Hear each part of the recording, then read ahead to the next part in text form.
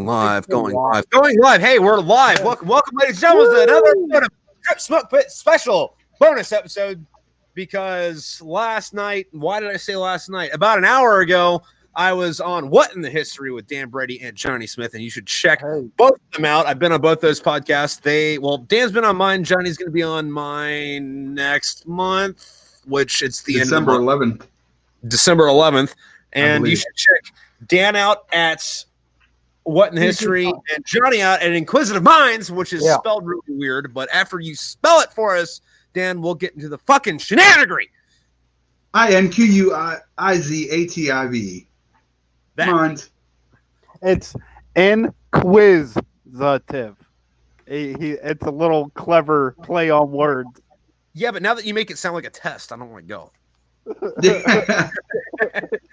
But no. For everybody listening at home, we just did an episode on What in the History on Teddy Roosevelt's Rough Riders, and we had a hell of a time, to say the least. And we decided to keep the fucking party going. A lot of coming. So Dan, Johnny, yes, yeah. Is Bigfoot circumcised or not? I'm going to say no. I'm going to say he's not circumcised. Yeah, I don't think there's someone running out there with a little tool trying to clip it in the woods. So what you're saying is Bigfoot is anti-Semitic. He's very pro-Semitic.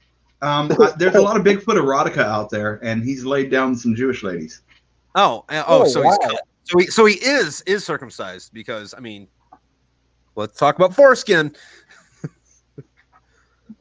Jesus Christ! Yeah, you're digging your own grave. Yeah. Hey, let's have a few beers in between.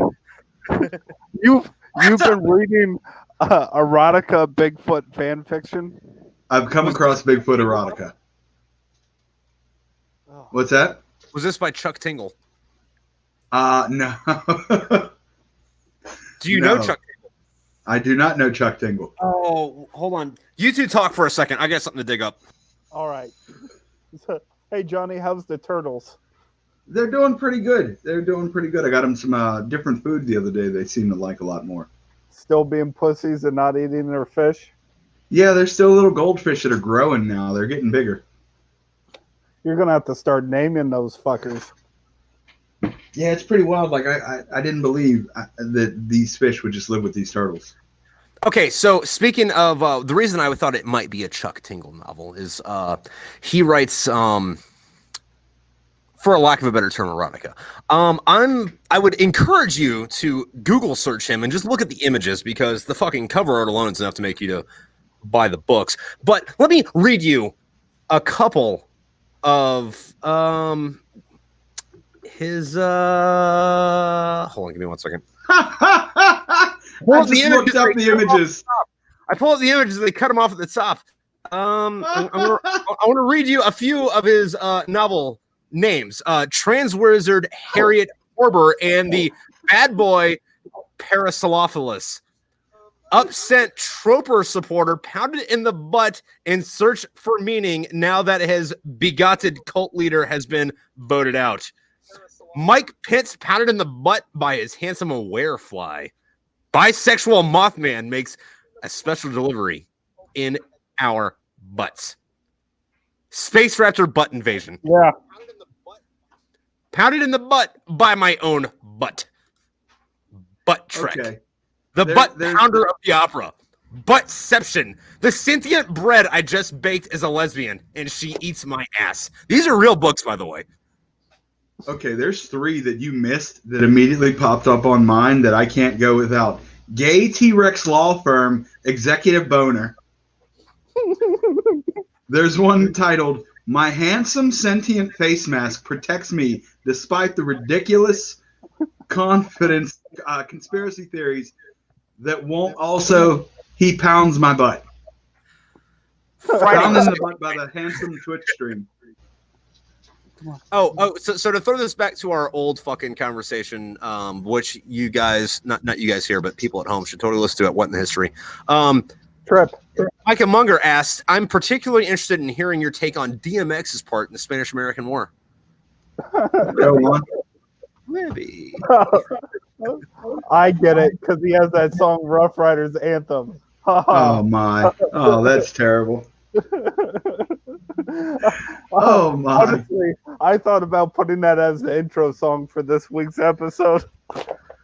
Not pounded in my soul crushing job. Wait, not pounded by my soul crushing job because I quit. In the butt. Damn. And this guy makes a living writing these books. Have you ever read one? I have one. I haven't read it yet. However, most of them are ebooks because they're like 5 pages long and not like a real book. He did go off on a fucking tangent about fucking goddamn J.K. Rowling and like actually wrote like a novella, which is long for his apparently, and it's like 105 pages fucking long. And that one's Trans Wizard Harriet Porber and the Bad Boy Plasiosaurus, an adult romance novel, but I haven't read it yet.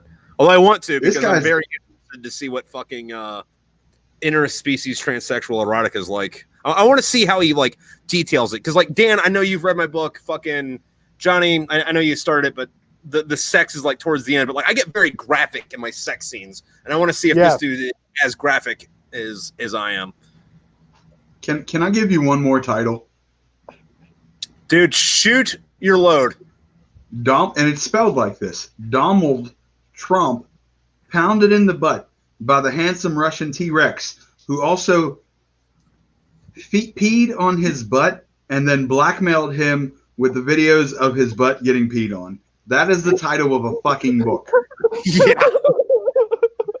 What the fuck? Oh my god! I'm pretty sure this dude got famous like just off of memes. Like, you know, somebody's like, "Oh, that's hilarious!" Screenshotted the fucking title, spread it out with their friends. He's the Richard Cheese of erotic fiction. Dude, I fucking guess, and I love Richard Cheese. Oh my god! To bring it full circle, he has a book called "Bigfoot Pirates Haunt My Balls." He has one called "There's a Bitcoin in My Butt," and he is handsome. What about Happy Birthday, Dracula? Now pound my butt. Oh, this is one for you guys, for the service members. My ass is haunted by the gay unicorn colonel. What about slammed in the butt by the concept of linear time? Man, this new season of Doctor Who is strange. Oh. Dude, yeah, no, I haven't God. seen it yet. Like, I haven't even seen the last season with Capaldi, and I really loved Capaldi as the fucking Doctor. And just, you know, I stopped subscribing to whatever streaming service it was on, and then never caught up. And hey, Matt, what's up? Matty just decided he is going to. Oh wait, I'll let him say it in the comments. I don't know if he's gone public with it yet. Oh no, he was texting me about it. He was saying he wanted to, you know, join the Navy. Good for him. I hopefully that was my doing. Matt, I told you some shit. Okay, me and Dan. No, because because he texted me or not texted me, but messaged me. He's like, "Hey, why did you join the Marines?" I was like, "I don't know. I watched Fallujah on TV. I wanted to go shoot people." And he's like, "Jesus Christ, what's wrong with you?" I was like, "You don't join the Marines not to shoot people." And he goes, "Oh, yeah, that makes sense." And then like I gave him this fucking spiel about how like this service does this service does this, and if you want to go see the world and you join the military and you don't join the Navy, you're a fucking retard. Guys, for anyone who wants a holiday gift this year, I highly recommend Rudolph the Red-Nosed Butt Raptor. Oh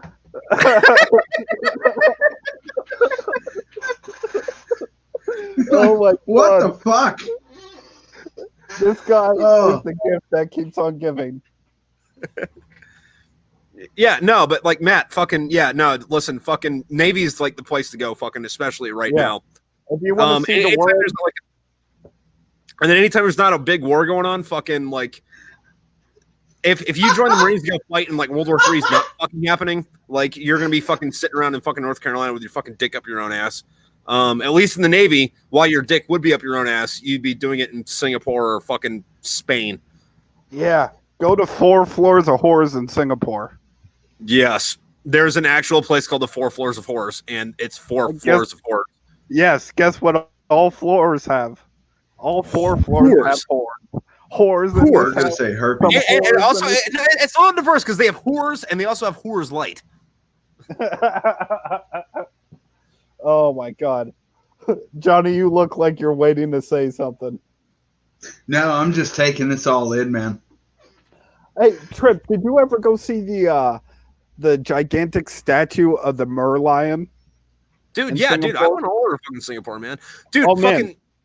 Singapore is my favorite country that I've ever went to. Like, just the transit system was easy as fuck. The food was delicious. The people were friendly. It was great.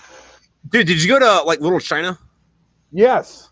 Dude, Little China's got the best food on the fucking planet. And it's like, why would you go to Chinatown in a country that's pretty much already Little China? It's like, because the fucking food's good. So I got 2 stories about this. Remind me of 4 Floors of Horrors and a guy named Handjob. But we were at... I know that story. We're at Little China, and we're in Little China, and we're outside this fucking food place, and like the front wall is like a bunch of fucking aquariums, right? It's got all these fucking animals and shit in it. And we go sit down, and the waitress is like, what do you want? And we're like, well, we want this, that, whatever. Also, can we, whatever, back it up a little bit. While we're waiting in line, there's this crab that's like snapping at me. And I move over, and the crab moves over in the tank, snaps at me. I move over here, the crab moves over and snaps at me. So I sit down, I'm like, I want to eat that fucking crab. She's like, okay, grabs this fucking crab, chops it in half, takes it in the fucking back, and then I ate that fucking crab because it was a fucking asshole. But we ended up going to the fucking 4 Floors of Horrors because, you know, you got to go over on a fucking buddy group, and, you know, you got to check it out. See what's going on. And, we ended up there, and also for those of you that don't know, in Asia, do not ever go to a bar. Bars are fucking terrible. Go to the fucking whorehouse. Because trying to entice you to bang the chicks, they'll sell you like a beer for a quarter. So while your buddies are out getting their dick wet, you get shithoused on fucking $5, you know? So I'm there fucking drinking my beer, having a good time because they have like Budweiser and Guinness, and they have fucking Tiger beer, which is its own fucking thing. If you get Tiger beer in America, it's not the same. Like they recycle their bottles over there a lot more than we do, and they clean them with formaldehyde. And formaldehyde has the same effect on the human body that alcohol does. However, you don't have a tolerance for it, and they don't like rinse the bottles real well. So you get like beer, alcohol, and a little bit of formaldehyde, and you get fucked up. Anyway, at this bar, drinking my fucking formaldehyde fucking Tiger beer. And this dude from the fucking, that one of my buddies I was with the fucking Mew on comes on and goes, hey dude, can I borrow fucking $20? I'm like, for what? Beer's like a quarter. He's like, I want to get this fucking hand job. I was like, all right, dude, here's $20, you know, fuck off. So drink my beer, you know, whatever. Get back to the fucking ship, and I'm like, hey, fucking Sanchez, you owe me $20. I'll get it back to you. You know, week goes by. Hey, Sanchez, you owe me $20. He's like, all right, I'll get back to you. Well, I gave him $20 for a hand job. Hey, Sanchez, you owe me a fucking hand job. And he's like, what? I give you $20 for a fucking hand job. You don't want to cough up $20, so you owe me a fucking hand job. He's like, all right. And he like fucks off. And I keep saying you owe me a hand job, and to the point to where his name was hand job after that. Yes, Matthew, prostitution is either legal or not legal, but not frowned upon in most other fucking countries in the world. Oh yeah, and they prepare. They know when a ship's coming to port. They'll import hookers from all over Asia. Yeah. The other thing though too is like everywhere you go on the fucking planet, all the fucking hookers are from the fucking Philippines. You go to the fucking Philippines, you go to Guam, hookers from the fucking Philippines. You go to Singapore, the hookers from fucking Philippines. You go to Saudi goddamn Arabia, where they can kill you for learning how to read if you have a vagina. The hookers are from the fucking Philippines. Yep. Huh. Oh, no idea. I had no idea. One quick story about sorry, Johnny, if you feel left out of this. No, you're good. You're good. But I served with this Marine, and he was home, you know, like Georgia. Never really got out, never really drank. And one of the hookers was trying to like dirty dance with him. And the dude just spun her around, fucking arm on the back, hand in hand, and slow danced with her. Yeah. I was like, man, that's everyone's giving him shit. I'm like, dude, that's great. That is hilarious. Hey, dude, as long as he had a good time. Yeah. Yeah, that's what's important. Oh, Johnny, do you have any stories from Singapore? No, I don't have any. My Singapore stories I can't tell anymore. It's I signed an NDA. Wait, Damn. so what you're telling me is that the globalists have you on a contract where you can't reveal the truth? Yeah. Go to smokingfairytales.com to get vitality energy for your penis. Oh shit. Man, Yeah, no, I've never been to Singapore or anything like that. I recommend it. So go fucking. All right, so assume that you're like dead broke right now. Make like a 3-year fucking plan, and over the next 3 years, save up. How much do you think you would like need to have a good week in Singapore? Like maybe $2,000. 2,500 at the very most. Yeah. Actually, treat yourself Plus- nice. Save up fucking $3,000. Most of that is going to be for the fucking flight because Plus, it's going to cost they you have open mics too. There's a Yeah. there's a documentary I watched called "I Need You to Kill." It's with Pete Lee, Chad Daniels, and Tom Segura, and they go to comedy clubs in Singapore and Hong Kong, and they highlight the open mic scene in Singapore. Oh, that's pretty cool. Nice. Yeah, no, but like most of that's gonna be your flight because it's gonna take you a fucking grand to fucking fly there, and then it's gonna cost you about another $700 for the hotel for the week, and then it's gonna cost you I don't know $350 to fucking get shit housed and eat for that week, Yeah, Okay.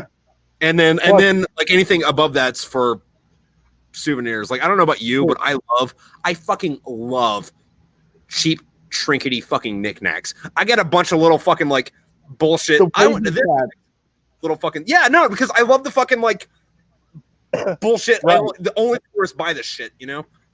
dude, it's hard to describe. Like, there's markets everywhere, like, and it's divided. Like, you said your favorite place was Little China. Mine was Little Arabic, the like India place. The India place was okay for me. Like I like the food. The food. That's why I'm saying go there. I mean, the food is great. Plus, I went to a couple of they had museums for mosques and stuff like that. That was kind of cool to check out, especially like with the World War II history there. Yeah. I didn't check any of the museums. We had like 3 days, and We had we were there. 9. Dude, good for you. Well, that's Wait, because no. we were on ship for like 126 days straight. So No, they're I'm sorry. I'm getting that in Hong Kong flipped around. We spent 3 days in Hong Kong. We spent Christmas and New Year's in Singapore. However, we were supposed to only have like 2 or 3 days there. However, it was the Makin Islands maiden voyage, and the ship fucking broke. And the colonel comes out and goes, "Since you guys have been doing such a great job kicking ass and taking names, we're gonna give you a whole week off in Singapore." And it's like, dude, listen, I part of my job being combat camera is making good relations with people so they let me take fucking pictures of them without a fucking hassle, which requires being their fucking friends, which requires getting to know some shit. I know for a fact the fucking engine broke, and the only reason we're going to fucking Singapore is because that's the closest place that we can fly in first to fucking fix this bitch. But yeah, thanks, Colonel, for giving us the fucking week. And then like while he was talking, I was thinking that fucking as soon as he got off, the fucking captain of the ship got on the 1MC and says, "Yeah, so the ship's broke," and says everything I just fucking thought. Yeah, man. And the World War II history there is basically the Japanese murdered the locals of Singapore. Like, I don't know if they had a monument for like 10,000 citizens or something like that, some large fucking number, like for all the ones that were just basically slaughtered because the Japanese were so nice. Yeah. No, I think it's funny though that like we just kind of like, because they made like anime and Sony's, that we let the fucking Japanese off the hook. I also think it's really funny that Austria started both those fucking wars and we just like put the pin on Germany instead. It's like, hey, who started World War I? Well, it was against Germany, right? Well, actually the Austrians started it. Well, but Germany started World War II. Hey, where was Hitler from? Austria. Yeah, but the guy that killed Hitler is from Austria too, so you know. Yeah, dude, they should really build a statue for the guy that killed Hitler. That was a fucking worldwide fucking public service. That's a Goddamn ballsy hero, move, if you ask me. Oh man, I have never met a person that's never got that joke. Yay! That's a pretty good one. That's a pretty good one, man. Fucking what Micah Munger says, crew chief probably broke that shit just because he wanted to go to Singapore. I mean, wouldn't put it past them. Fucking got to do what you got to do, man. Fucking it ain't gay if you're underway.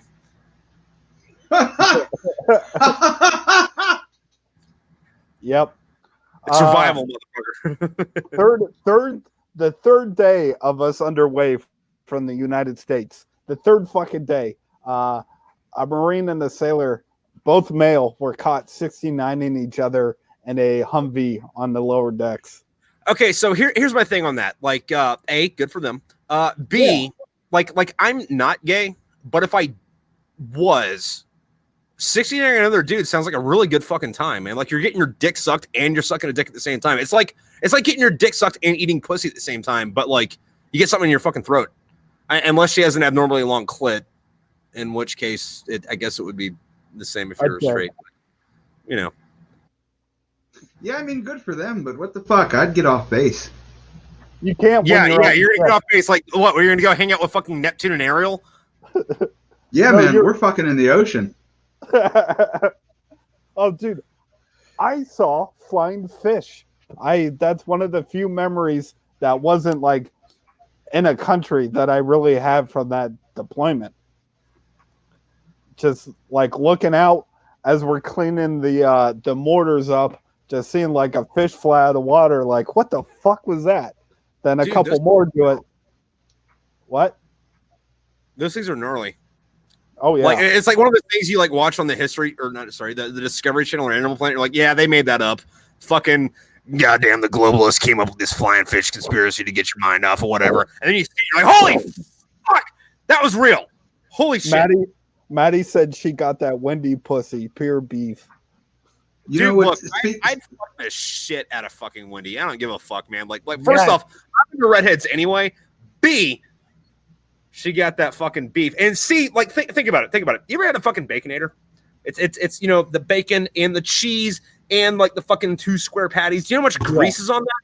This Wendy's fucking pussy probably tastes like if you took a cast iron skillet, made bacon in it, and then after you made bacon in it, you made fucking hamburgers. Straight fucking grease. I would fucking drink that shit. I don't care if she's 12. I mean, hey, Jared, what's up? Wait, we're not talking about Subway here, all right? Even better. Dad, is that you? Hey, why don't you take a seat? I'm Chris Hansen from Dateline NBC. Damn, the real Wendy is like 60-some years old now, and to put it nicely, really out of shape. Jessica Rabbit was all right. San Diego, I don't know. She could have had a fucked up face. Okay, so real Wendy is a very motherly fucking looking motherfucker. She might be out of shape, but like I'd fuck Paula Dean. So like if that puts you where my fucking standards are at. Jessica Rabbit, yeah, dude, all in. I don't have a fucking argument for or against that. The other thing about Carmen Sandiego, though, is that the way they animated her, no matter which way she was looking, her bangs were in front of her eyes. So she always had that mysterious look. So I'd be like, I'm in to win it. Yeah, I see that. We found out who the fuck she was hiding from. Got that psycho dick. Wait, no. Listen, you might have that psycho dick, but Carmen Los Angeles will fucking cut you. Stay away from that bitch. Like, seriously, straight up. Man. Been there, done that. Don't fucking do it. Ain't worth losing your fucking credit score over. Or your fucking car. I went to a heavy metal concert in East LA once. You guys just keep saying sentences that I cannot connect with whatsoever. Okay, so this one time I was depressed in Pennsylvania. There you go, Johnny. Take it away. Oh, yeah. That's the highlight of my stories. Hey, guys, I was fucking depressed in Pennsylvania. No, to reconnect with the whole animals thing, not believing they're real, I finally looked up that Afghanistan porcupine Dan was telling me about. And that fucker's huge and scary looking. Oh yeah. Dude, you don't have to look at the fucking weird shit. Their dogs over there are fucking like 9 feet tall, have like swords for fucking teeth, no tail or ear. God damn. Jackals, man. Hold on real quick. Micah said he needs to see that Carmen Sandiego impression again. Well, you can watch this on YouTube. Look for Trip Smoke Pit or Trip, or like, you know, go to my bio and go to that YouTube channel and subscribe, and you can watch it there over and over again all you want. However, Johnny, so these fucking dogs, right? We were clearing this fucking village this one time, and you know, we're going through, you know, fucking looking for fucking shit or whatever, and I see this doorway, and out of this doorway walks this fucking demon, and it's snarling at me. I'm like 10 feet away from it, and I'm like, oh, okay, all right, so that's a fucking thing. And then the thing starts running at me, full force. Now, keep in mind, the story's going to take longer than 10 seconds, but in real time, this whole story takes place in about 2 seconds. It's running at me. It's fucking charging. And I'm like, I don't have time to fucking raise my rifle and shoot this. Holy fuck, this thing's going to get to me before I can shoot it. And then, like, I grab my knife that's on my flak jacket, and I pull it out, and I'm like, oh, fuck, I'm going to have to stab a dog. Oh, fuck, I'm going to have to stab a dog. And then I go, wait a minute, I'm going to get to stab a dog. I'm going to get to stab a dog. And in my mind, it's like, dog jumps, I push it to the side, stab it in the fucking ribs, and I get a fucking dog kill.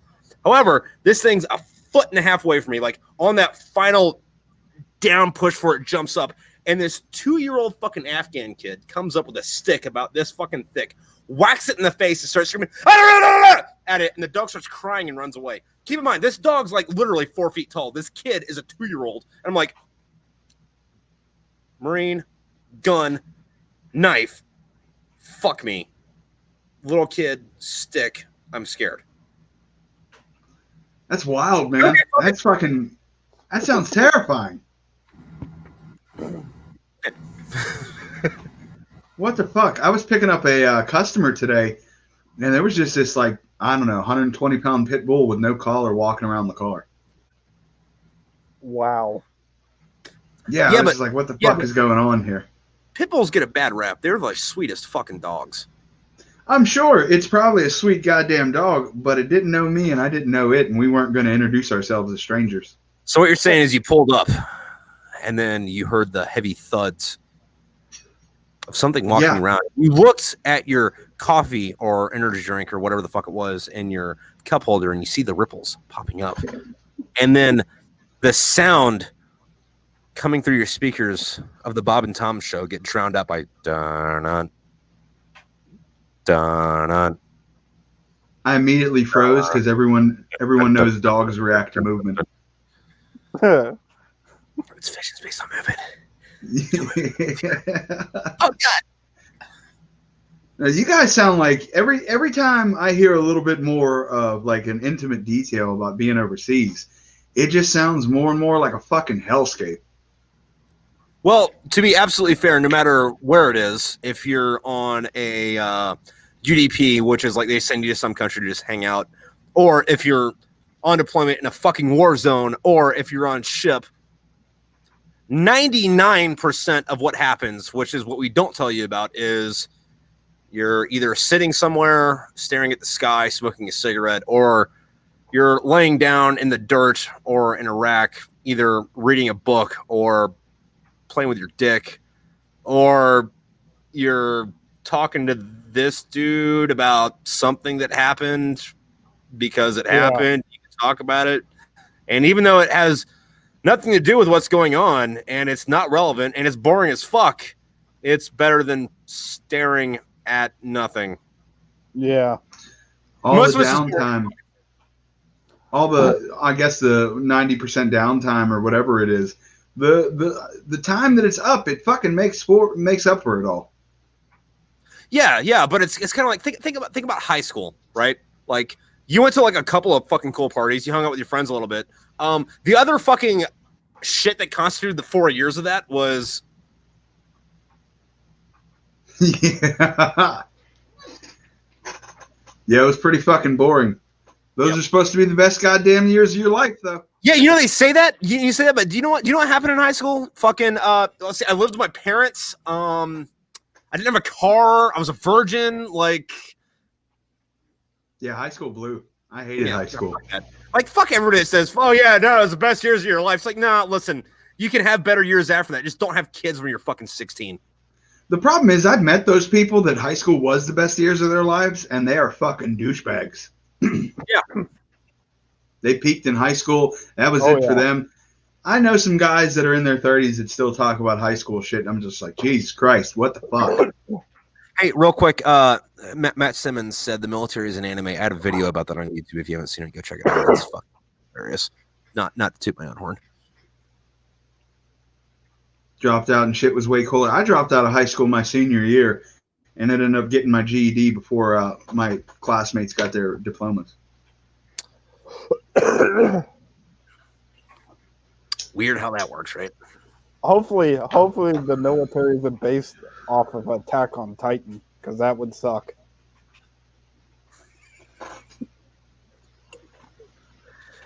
Don't have kids. A really shitty one that you wish you hadn't ended. I don't know. Those are 3 different conversations. But, like, yeah, I'm down with not having kids. I don't have any fucking kids. I don't want any goddamn kids. Because I'm too fucking selfish. See, I have to have kids. I'm kind of indifferent on actually having them, but I come from a male line who, like my dad's side of the family, fucking all Native American, fucking all the way back. However, none of them have died before the age of 100, besides house fires and murders. And if I want any more alpha males to bear the name Ainsworth, my brother isn't going to fucking do it. Fair enough. Fair enough. I come from a long line of pieces of shit. And I don't need to create any more pieces of shit. Or you can fucking make the pivot and the adjustment and breed something for a better future. Man, there's no fun in that. Everyone knows child abuse is the best game to play. Yeah. Oh, man. Like once they started actually getting parents in trouble for just fucking their kids up is when I was like, you know what? Maybe this isn't for me. Could be. This took a real dark turn. I feel like everybody's got some bad issues. No. Because think about it. Like the people that grew up that did not have at least a sprinkling of what would be considered child abuse by modern standards are all giant fucking douchebags that everyone wants to shoot in the fucking face. So, I mean, like, you got to sprinkle in the fuck you in, you know? It's like, hey, maybe I'll throw a couple of your Christmas presents in the fire after you open them, like, in February, because fuck you. Yeah, I destroyed Christmas dinner one time because I don't eat pork, and this is nothing new. And Mom tried to serve me ham at Christmas dinner when I was 5 years old, and I was not having it. Why don't you eat pork? Wait, why didn't you eat pork at 5? I really don't like pork at all. Oh, all right. Yeah, I was really waiting for I have this like strong statement against fucking eating the mighty pig. When you were 5, dude, like. Oh no. Fuck the pigs. Pigs are pieces of shit. Every pig I've met has been a real asshole, and I mean that on a genuine level. I just don't like the way those pieces of shit taste either. Like everybody's so big on fucking bacon, and I think bacon is so fucking overrated. Well, that's just like your opinion, man. You know, now we're getting the real stances. Like I was so hungry in prison at one point that I tried to eat a ham they served us, and I couldn't even get it down. I was like, nope, I can't eat this shit. Yeah, ham sucks. Well, don't eat much seafood either. Well, speaking of that, fucking Sodexo, who supplies all the food to every prison in America, also provides all the fucking food to the fucking military. So we've chowed down on some of the same shit. Yeah, I'm sure. Have you guys had those dehydrated potatoes discs? Yeah. Oh man, Allegheny County Jail, breakfast, lunch, and fucking dinner. I would say I'm sorry as if I was being sympathetic, but I'm saying I'm sorry as in like I've eaten that. Yeah. Shit sucks. It's all trash. Yeah, no, and then like fucking, they don't give you enough money to like go buy food, so like you have to eat that shit, and it's like, dude, like, listen, I know that it's like, I don't know, Christmas or Thanksgiving, and no one wants to fucking be here right now, but like, could you guys like try, like, I don't know, 2 days out of the fucking year, maybe, please? No, no, You run a know whole what? holiday based on fucking food, and you can't make it so. Okay, all right, yeah, cool, got it. See, I've actually thought about this recently because obviously Thanksgiving's tomorrow, and we would get a decent little upgrade of a meal for Thanksgiving, and everybody made such a big deal out of it. But I was like, what the fuck? I don't know. I would just be happy to get like an extra scoop of fucking succotash. Wasn't the succotash was good?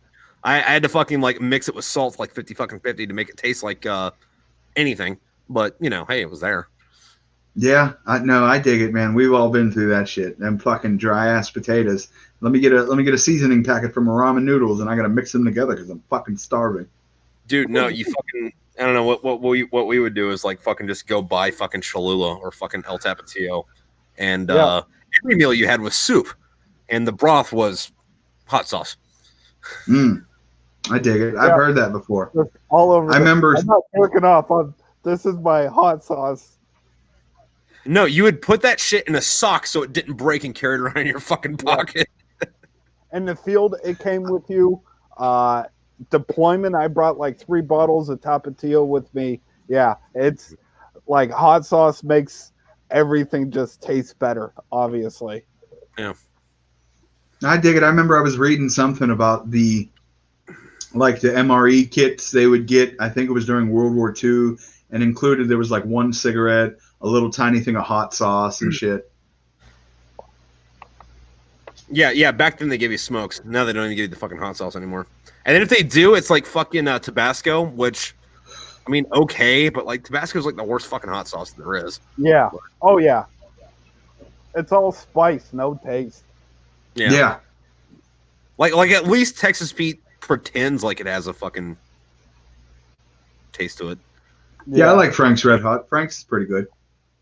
Now, see, let's go down this fucking rabbit hole. I don't like Frank's Red Hot because I like vinegary hot sauce, not the fucking meaty stuff like Frank's or sriracha.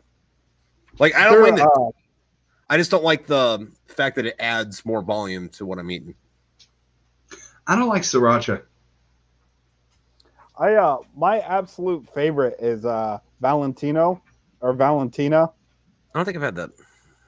It's like Tapatio, but it's better. Ooh. I haven't really gone down the rabbit hole of like having favorite hot sauces. I just have whatever's around. Yeah. Well, this might change your mind. If you go to any grocery store nowadays, they sell Taco Bell sauce in bottles. I've had those.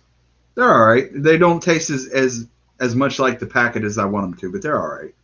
No, I mean they don't taste like the fucking packet, but I mean, like, you know, it's Well, it's the thought that counts, man.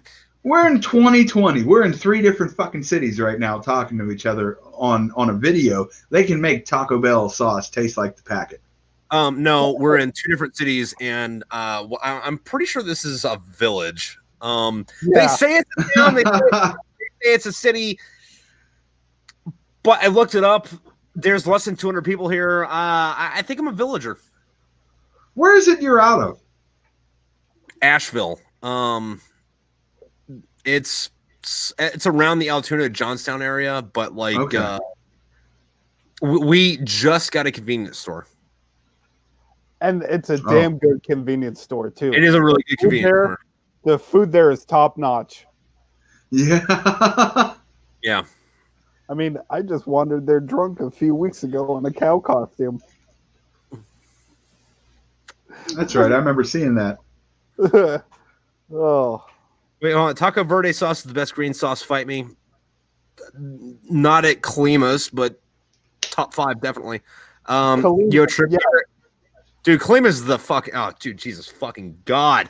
If you're ever in fucking Oceanside, California, you go to fucking Klima's. It'll make you a virgin again. It's that good. Johnny, when we both make it to California, I'll take you to Oceanside and we'll go to Klima's. There we go. Also, fucking Matt Sounds Simmons like says, a plan. you ever had a pepperoni ball from PA? I've had several different types of pepperoni balls. You're gonna be a little more specific than that. I don't know In what the hell Erie, that is. A we- pepperoni Also, there is ball. way too much Polish food in fucking Pennsylvania, and they're like, Oh man, "Look, we're the Polish. Huh. yeah, this is nice food." It's like, dude, this is bar food. Take it away. Maddie, you got to remember, pepperoni balls are a huge. It's mostly a staple here in Erie, and like some places, like they'll lightly deep fry. It's a ball of like dough, and then there's cheese and pepperoni stuffed in the middle. Yeah, my wife makes I those. mean, in it there. sounds good in theory. Yeah, it's good. It's hit or miss because some places will be like a Lay's bag of potato chips and all air. But there's a place here in Erie, Staganelli's, that man just Stagnetti's Revenge. For those of you that don't know, that was a porno reference, by the way. You're welcome. Debbie Does Dallas. No, but like that's the fucking thing is like people will talk around here about like this place is good and that place is good, like restaurant wise. But it's like, dude, I'm from the South where we like make food. And this bland shit they fucking bring here is not fucking good. See, that's another thing I don't have a strong stance on. It's like, yeah, certain food is good and whatnot. The only thing I really like is like going out of town and getting Hispanic food from places that are closer to Hispanic areas. Man, Yeah, but if you want good Hispanic areas, you have to go to Arizona or California. Otherwise, it's fucking bullshit. But, I tell you what, I had some pretty delicious stuff down in Texas recently. well, I mean, Texas shares a border with Mexico, so that would be pretty close. I No, actually, you said you were down there a couple months ago, right? yeah, I was down there, what, last month? Okay, yeah, October. Yeah, I had some Johnny, pretty dope food down there. in Yeah, case you're interested, Johnny, your doorstep is 2 hours and 18 minutes from Tripp's doorstep. There we go. We'll definitely make the drive at some point. Oh, I probably in the very near future, I would think. New Trip, Year's? I don't know. Trip, what? Hey, ooh, that, I like it. I like it. Trip, what's your stance on marijuana? I'm gonna go down a rabbit hole on you on this one. Bear with me while I go through this. Okay, so point A, I don't think it's the government's job to protect me from myself. Take that how you will. However, while I think that it should be able to get at fucking, I don't know, random gas station number X, I do not particularly partake because I have one of two things will happen if I ingest. One of them either I go immediately to sleep, which I guess it's like okay, but the only time I ever want to fucking do it is at a fucking party, and I don't want to go to sleep at a fucking party. Like, I'm here to fucking party. Fucking smoke a little bit. I'm passed out. Not a good time. Or if I get the other stuff, I get into this mental state where not my reflection, but the person behind the mirror is gonna fucking kill me, and I'll go hide under the fucking couch, and then like I'll literally be dying under there trying to get like a glass of water that's like this far away from my fucking finger.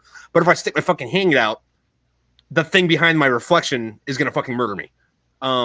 So while everyone else, hey, listen, should be able to just like fucking go for it, have fun, grow it in your fucking backyard, right next door to the fucking police station. Go for it is what it should be.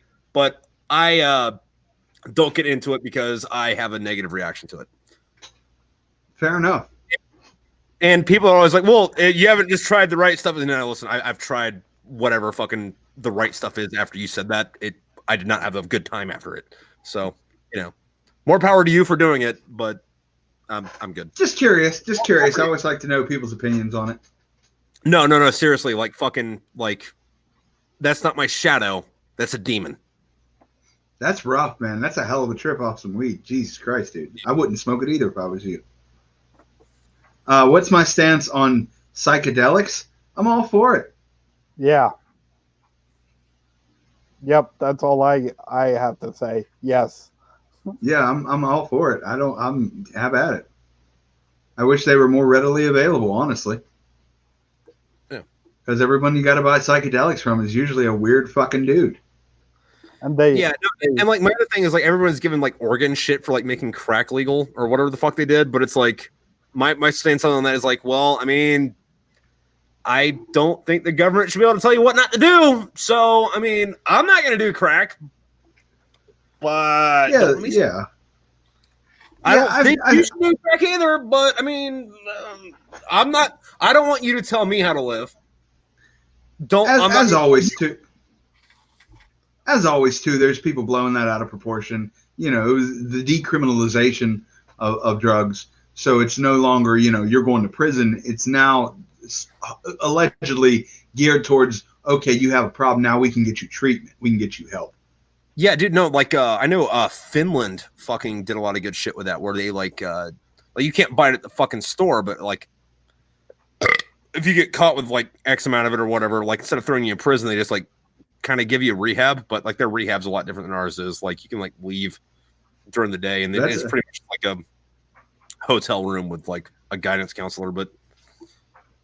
Hey, it's a great comment, by the way. It's if it should be legal if a straight dude wouldn't take a dick to get more of it. Micah Munger. You guys are really pondering this hard to think about what have I done that I would like to suck a dick for. I don't know, man. Like that depends on circumstance, man. Fucking like first off, if you're wearing boot bands, it ain't gay. If it's for survival, it ain't gay. It ain't gay if you're underway. I've done a lot of shit that you would consider gay that I was just doing to stay warm. We talked about that in the last episode of What in the History. Well, hey, Dan, real quick, fucking tell the people about that. I'm a piss, but go tell us about staying warm. I can hear you. Okay, so we were talking about when the Rough Riders were first formed, and they were in San Antonio. They had no blankets and stuff, so a lot of troopers had to get real comfortable with each other and just kind of cuddle and share. Like every fourth trooper got a blanket, so they all had to share a blanket and chill out and do stuff like that. Okay, so socks make it not gay. Okay, then we're all in the clear because I never take my socks off. It's not gay if you're lonely. Ask Piover, if I'm saying that correctly. I'm the king of gay chicken. Does that mean like I'm gonna suck your dick before you suck my dick, dude? No, bro. You better back up, or you end up sucking my dick, or you're gonna suck my dick, or I'll suck your dick. It's a game you play in the service, where you put your hand on like somebody's knee and you say chicken or go, and that they say go. You basically the end game is your hand that ends up on the dick area. Okay, so you guys just like to fondle each other and pretend that it's a game. You gotta be careful who you play that around, though, because so I was in 29 Palms, right, and I was going through a Jack Daniels kick, and Dan knows me, and he can attest to this. Most alcohol does not make me fucking angry. It just makes me fucking do it. You know, let's fucking party. You know, Jack Daniels fucking pisses me off when I drink it, but like I like drinking it. But I was out front of the fucking barracks. I was smoking a fucking cigarette, drinking fucking Jack Daniels. And these two dudes come out and they're fucking playing grab ass. And they're both playing fucking gay chickens. Like, oh, I bet you won't do this. I bet you won't do that. And they're like, you know, like poking each other's like nipples because that's gay, I guess. And, you know, I'm in one of the moods. And I'm like, will you guys shut the fuck up? And like one of the dudes, Billy, he fucking turns around and goes, oh yeah, what are you going to fucking do about it? So I stand up, I grab the fucking front of his face, and I stick my tongue down his throat. The other guy pukes, and then I sit down and start smoking my cigarette again, and Billy's just like standing there, shell-shocked, like, so I was playing gay chicken, and so okay, anyway, well, I'll be the first one to say that took a fucking turn like I wasn't expecting at all. Listen. I'm the kind of guy that I'll suck your dick to prove that you're a faggot. This guy said it's a bit more extreme than that. I almost shoved my thumb in one of the guy's asses who pulled Saddam Hussein out of the spider hole once. What the fuck is going? This is the weirdest game of Kevin Bacon I've ever heard someone play. Hey, dude, Micah, you're gonna have to fucking like give us a longer comment explaining that fucking shit. Yeah, like how soon was he pulling Saddam out? Like, was he bending over and you were thumb ready? Like, what's the relevance there? Biggest moment of your life. Or was it 10 years later at a fucking gay bar in fucking Palm Springs? Which, by the way, fucking like fucking San Francisco. Palm Springs, fucking California. It's between Los Angeles and yeah, but it's like its own city. It's between Los Angeles and fucking like the Yucca Valley area.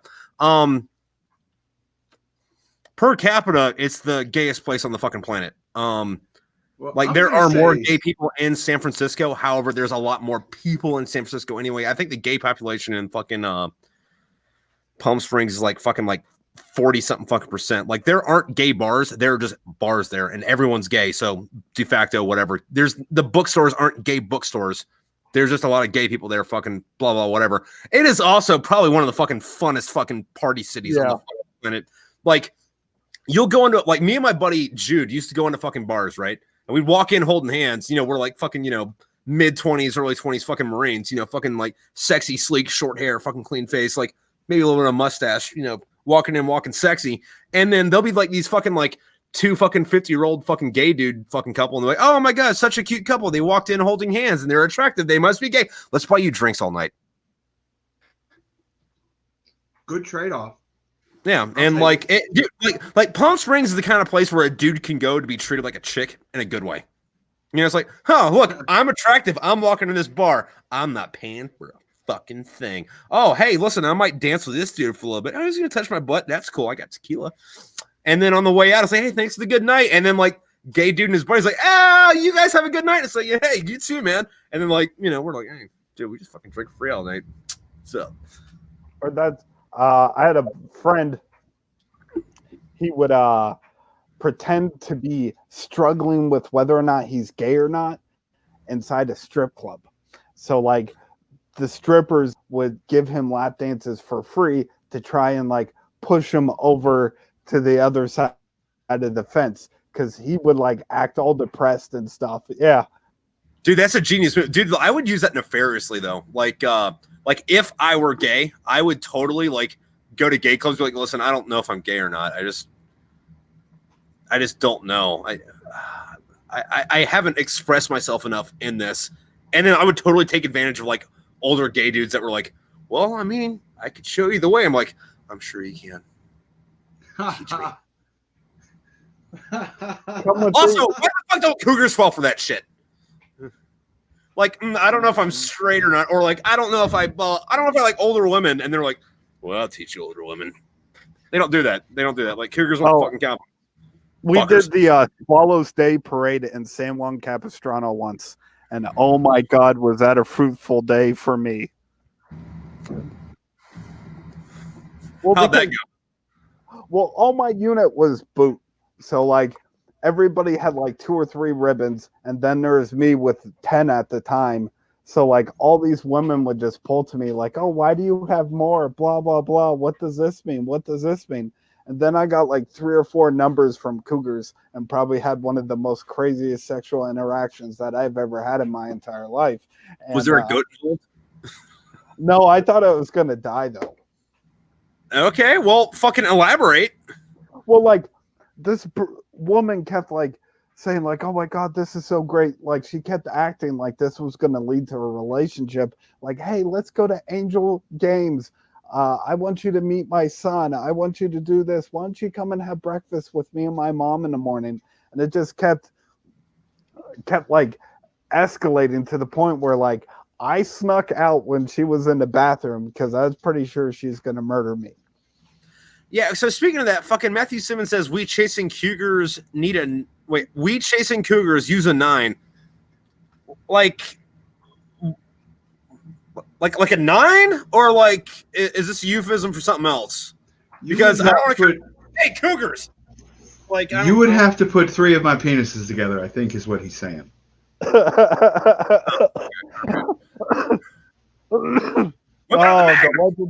The legendary dildo lightsaber.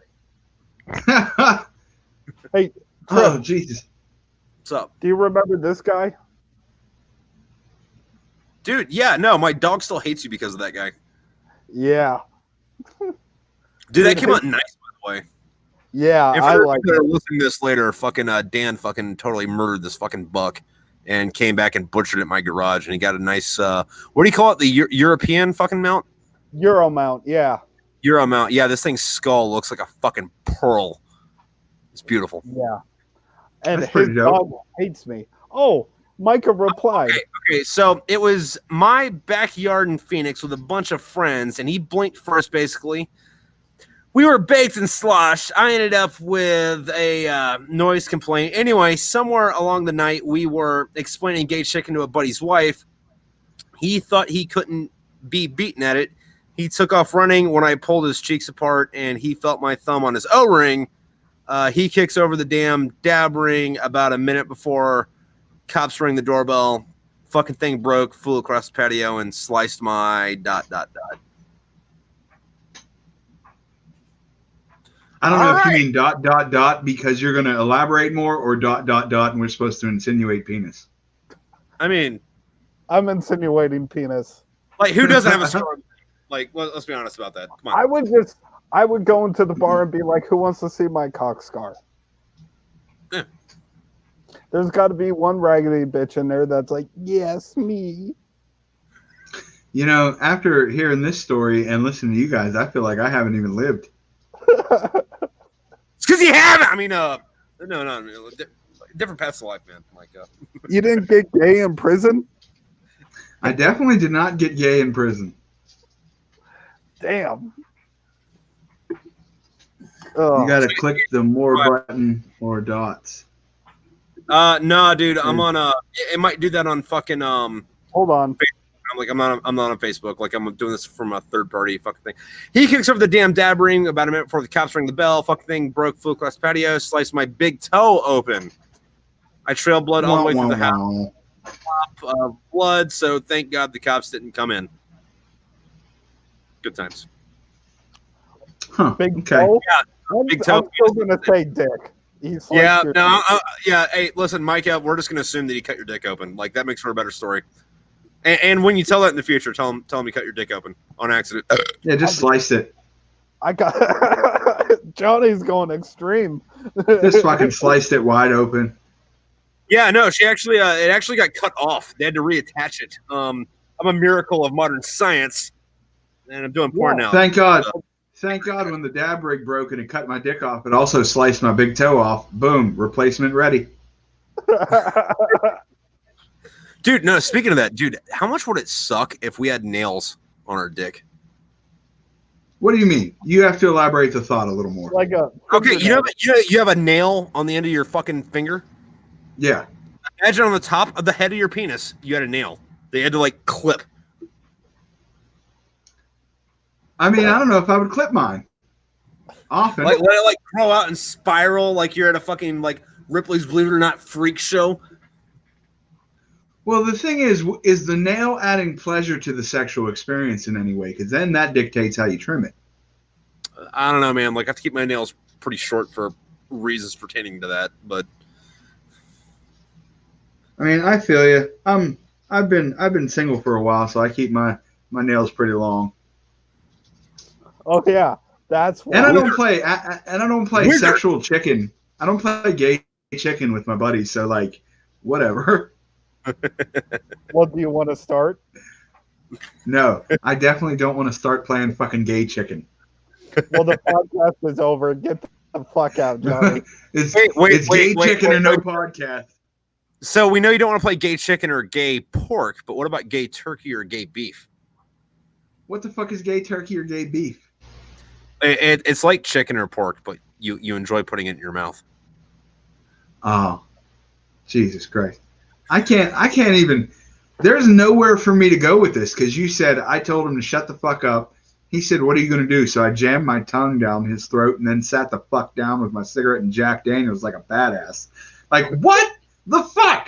I'm still trying to process this. Dude, no, Because it's a fucking dominance thing, man. Like, fucking. Okay, yeah, so technically I sexually assaulted this dude. You said it like fucking John Wayne though. Like what's it if Clint Eastwood was in this movie? Like you acted as tough as he would. Like, yeah, I just kissed him and that was all it was. Yeah, and that's what happened. I said, I dig it. How about this? How about this? If you're being an annoying asshole and you happen to be saying some gay shit, but you don't want to back it up with some gay shit, I'm not gay, but I'll fucking put you in your place. Yeah, I mean, I feel you. I got nothing against gay people. I'm just not a sexual dude in general. Mm. So like when you know how your boys talk to you about like getting pussy and shit like that. Like that's one of those conversations I don't even like to hear from straight conversations. So it's not the gay thing. It's just in general. Well, I mean, I feel you on that most of the time because like most of the time those stories are boring as fuck. So, yeah, dude, I got some pussy. All right, cool. What else? Like, oh, that's where the story ended. Cool, you banged that chick.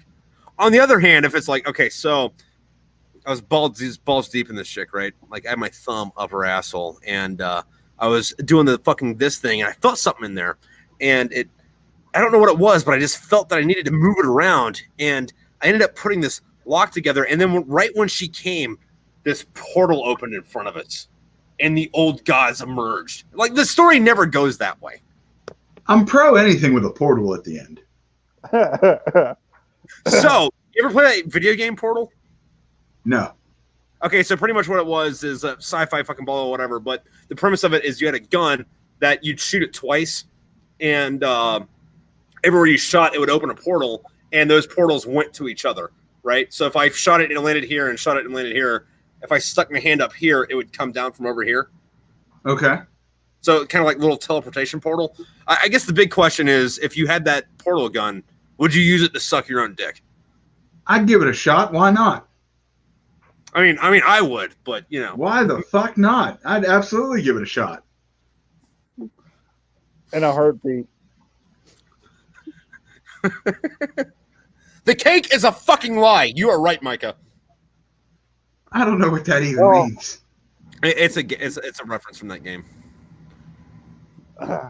God damn it, Johnny. Did we just have to spend an entire episode teaching you pop culture references? Yeah, that's what it is. He fucking might. He hasn't seen Predator 2. He hasn't seen fucking Die Hard or Lethal Weapon. You know, I saw the Lethal Weapon or the Die Hard that had Kevin Smith in it. I think it was Live Free or Die Hard. Yeah. Yeah, that was like 10 movies after they started sucking. Yeah, man. I never seen any of those movies. God damn it. Dude, Micah is fucking right. 100%. Nobody else will love you. Suck your dick and be proud, man. I dig it. I love the energy. Yeah, there's a bunch of those fucking movies I haven't seen. I haven't seen any of the Rambo movies. I've only seen like 2 Rocky movies. Only one of those was good. Like, I've seen most of the Terminators. I haven't seen the first one. Like, there's a bunch of that old bullshit I haven't seen. You haven't seen the first one? The first one was the first 2 were good. The first one was the best one. What are you talking about? Yeah, I never saw the first one. I watched the second one, and that was it. Oh, man. You have to watch the first one.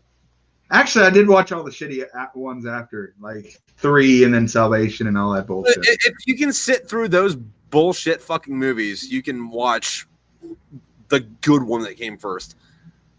Like, I get it. I get like classic cinema. Take a weekend, get on the couch, school yourself up. I get it, like classic cinema, and there's movies you got to see and all that. But like, that old shit. I don't have an appreciation for it anymore. No, like if it's a movie like anywhere before the 80s, like if it's pre-Ghostbusters, I don't fucking want to see it. I'm pretty sure Terminator was post-Ghostbusters. Yeah, but most of that shit after post-Ghostbusters, I didn't watch either. I'm just using that because I love Ghostbusters. All right. Well, Dan, what were you saying? So I fucking forget. That was a while ago. Well, do you know who didn't forget, Dan? Teddy Roosevelt? Forget. I want to. So we started this discussion on our podcast you were talking about how like Smedley Butler would lace up our how Chesty Puller couldn't lace up Smedley Butler's boots.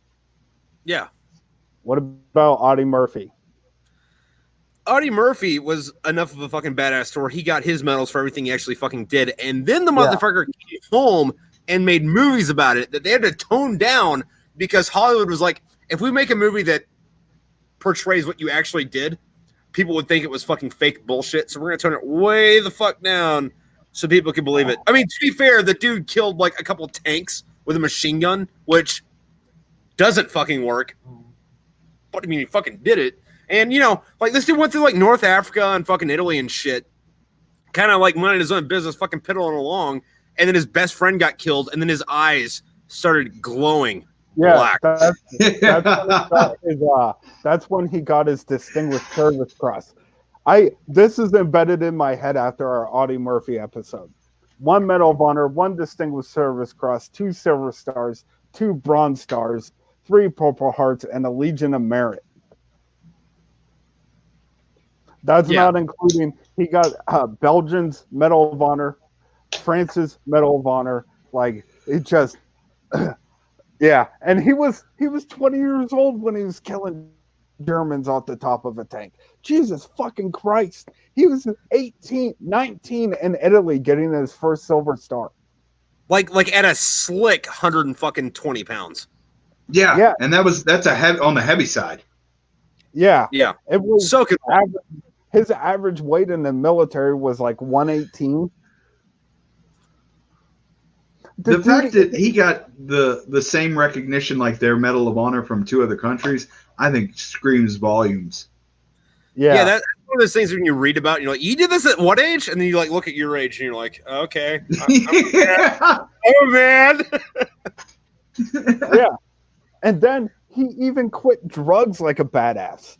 He locked himself in a fucking hotel room and then like told the orderly to punch him if he left and then stayed there until he got over heroin. Yeah, basically the muscle relaxer form of heroin at the time. Started with a B, I can't remember it. But yeah, overall the dude was just unfucking beatable. Like where's that mold at and how come I wasn't made in it? Because God makes one of those a century, and he just happened to make like 47,000 of them in the early 20s. Yeah. To be mature at the time, and then he went to sleep. Yeah, man. Every time we talk about a new person and their achievements from past times, they always make me feel like less of a man. Because it's fucking ridiculous how tough and how mentally strong most of those dudes were. Dude, that's not you, man. Like I would, like I'm the kind of person where like I would like to think that I've done some shit, but then like every time like I hear something like, oh Jesus Christ, like listen, it doesn't matter how badass you are, there is someone infinitely more badass than you. Doesn't matter who the fuck you are. And then so World War I, you had Alvin York and fucking Henry Johnson too, just dropping bodies. Yeah, dude, and not even that. Like, so like World War I is a little bit more kosher to talk about, just because like you could talk about the bad guys without making them sound like fucking assholes. Because like there was a lot of German soldiers in World War II that did some like gnarly fucking shit that weren't fucking war crimes. Like you can't really like trump them up because like, you're defending Nazis. But like in World War I, you go back and like you got the fucking Red Baron, like fucking. People nowadays fucking they don't know why the Red Baron was a badass, but that was 100 and fucking what 15 fucking years ago. You don't know who the Red Baron was. You don't know what he did. You just know that's a name to be fucking reckoned with. Mm-hmm. It's a pizza company. Fuck you, Johnny. Yeah. Did you know the Red Baron was shot down by a Canadian that aided in the search of the Mad Trapper, which is what in the history episode number 6? Yeah. Something like that. That was our first one we recorded in person. Yeah. Also, the Red Baron was such a fucking badass fucking in the fucking skies that when his plane fell down over enemy territory, the British and the French gave him a funeral with full military honors, and people that like weren't on the line came from all the fucking round to pay respects because it's like, look, I knew you're the enemy, but like, god damn, dude, you fucking have some fucking hands. Hats off. Mm-hmm. And Yeah. then, just I get what you're saying. Yeah, it's a little easier to say like, yeah, the Red Baron was a badass. And if you're like, I mean, the only German that served in the Nazi army that you can probably say like I have a little respect for is Rommel, because he tried to kill Hitler. Yeah, him or fucking Oscar Schindler. But I mean, like, come on. Okay, this is going to be a stance that's probably going to get me fucked up. Let me start by saying I'm against Nazis and all that, and I'm against the genocide of the Jews. But I find it interesting I find it interesting that the science went on was very pure, only in my opinion, because it put ethics to the side. You know, a lot of like, they didn't take account for human life, which I get it. It's a bad thing, but that allowed them to try like the craziest shit. Yeah, no. So the thing with that though is, as abhorrent as what they were doing was, if they didn't do that shit, and then we didn't steal the fucking research after the fucking war, we might still have fucking like what in the history episode in 2 weeks on Mangala. Operation Paperclip. Yeah. Oh, because I'm gonna be like, I don't know if I want to listen to fucking 2 hours of fucking So if you take identical twins and chop them in half and then sew them out together, it doesn't work. Here's the research on it. We're just gonna put "Angel of Death" by Slayer on repeat for 2 episodes. Dude, you know that's one of the reasons they got big. Yeah. I think it was the last podcast on the left who did a 4-part on Joseph Mengele. Yeah. And that was a rough listen. He was a piece of shit. Yeah. And then he got away with it. Yeah. Yeah. To what, Argentina? Yeah, Argentina or fucking somewhere the fuck down there, yeah. And then just like I think he like died at like fucking 60 on the fucking beach. Yeah, he was like a potato farmer at one point. Yeah. And like, since his science background, since he didn't have specimens to study on, he focused his energies and made the potato farming like grow bigger specimens of potatoes. Like, he was doing eugenics, but with potatoes type shit. So, fun fact about that. Did you know that the Irish potato famine was our fault? The United States? Yeah. I did not know that. So, the Irish, they had potatoes, but it wasn't like a big staple of their fucking like diet or anything. But after like America became a thing, we started exporting potatoes everywhere because like we have fertile fucking ground for that. And the Irish, they imported all these American potatoes, and they start eating the fuck out of them. Like, they get to the point where I think the average Irish person before the fucking potato famine was eating like 8 pounds of fucking potatoes a fucking day. And then what caused the potato famine was there was this like fungus or a virus that came through, like because like plants and animals get viruses that like we don't. Just like, you know, COVID doesn't affect like oak trees, but there's like a virus similar to fucking whatever the fuck it is that only affects oak trees and like not us. But it came through and like killed all the fucking potatoes because all their potatoes were American fucking potatoes. And then like they had to live off Guinness off of that because Guinness is you can survive off Guinness. It might not be a good time, but like all the vitamins and nutrients and fucking minerals that you need to like stay alive are all in Guinness. You can live off of it. And then the alcohol. And then B, not to play off a fucking stereotype, but if you look at a list of Irish inventions, they invent whiskey, and then there's nothing for like 800 years until something had to do with it. They're like, we stopped when we found out what we needed to invent. This is all we needed. Yeah. Also, what the fuck? I'm absolutely against killing a Jews, as you should be. I also, however, feel it was just as much their own fault in a way for rationalizing it and burying their heads in the sand. Read a paper for college class after we read The Sunflower. Oddly, a lot of the same attitude going on here. The crazy conspiracy theory, etc. That neighbor was probably a criminal. till it's at your doorstep, and then suddenly people care. Yeah, kind of like fucking at the beginning of fucking COVID. Hey, we're all in it together, and now fucking your goddamn fucking neighbors are fucking reporting you to the fucking Gestapo because you have fucking 13 people over fucking goddamn Thanksgiving. But you know. Speaking of which, are you having anybody over? Is your sister coming in? No. Okay. Nice. Also, if your plans fall through and you need turkey, I will put it in my driveway, and you can come pick it up and drive away. Yeah. Honestly, if anybody's listening in the Pittsburgh area, if you don't have a turkey tomorrow, I'll be located on the north side. Please hit me up through Facebook or whatever, and you can come pick up a free turkey. We still have about 25 of them left. We were trying to pass them out as much as we could tonight. We still got about 25 in a deep freeze. That's your aunt's doing, right? Actually, yeah, I was down there with her passing them out in the rain tonight. Oh, that's lovely. I try and give back. Your aunt is a sweet lady. She's a dope lady. Also, like I brought this up on the other fucking show, but I want to deep dive into it here because like we're not on an agenda with Teddy Roosevelt and his Rough Riders.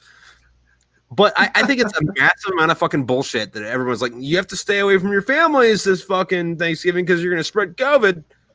But at midnight, be at Best Buy because we got TVs on sale. Yeah. No, I'm right there with you. I don't understand how, like, don't go to your family, but, like, you can go to work and shit. You can do everything you've been doing. Oh, there's restrictions in place there and there's social distancing. People aren't listening to that. People don't give a fuck. And, like, the people that do care and are saying don't go with your family, I get what you're saying. I understand the motivation behind it. But if this shit is as bad as they say it is, there might not be another Thanksgiving next year. Yeah. The other thing too, though, that like kind of bothers me a little bit is like it's the end of November, right? Yes. Last year, like total death toll last year, total is still like 3 million more people than it is this year, and that's with the fucking pandemic.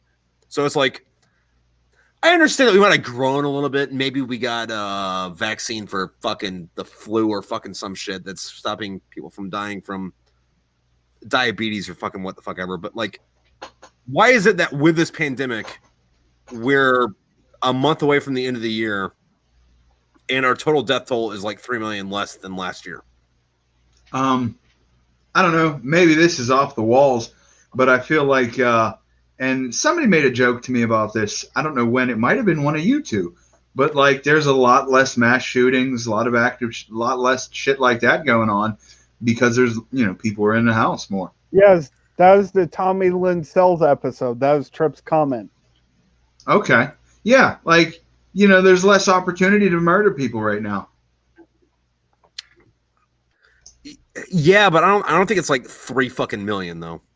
I mean, if we take, like I said, maybe it's pulling it out of my ass, but if we take into account DUIs, because there's less people on the road and in bars, less altercations. I mean, I don't know, but it's definitely odd that none of it makes sense to me. Did you know that the white-tailed deer is the deadliest animal in North America? Because of all the running out in the fucking woods? Yep. Or out on the roads? Yep. I mean, like the hippopotamus is the deadliest animal on the planet besides like mosquitoes. Yeah. Mm-hmm. And you think it'd be like sharks, alligators, or tigers or some shit, but no, it's like hippos and then cows. Hippos are like the slightest thing can provoke them, and they'll just fuck your shit up. I saw this fucking video on Animal Planet when I was in like fucking like middle school, and there was this hippo, and he's like floating through the fucking like river in Africa, doing his fucking thing, bebopping, not bothering anybody, and then like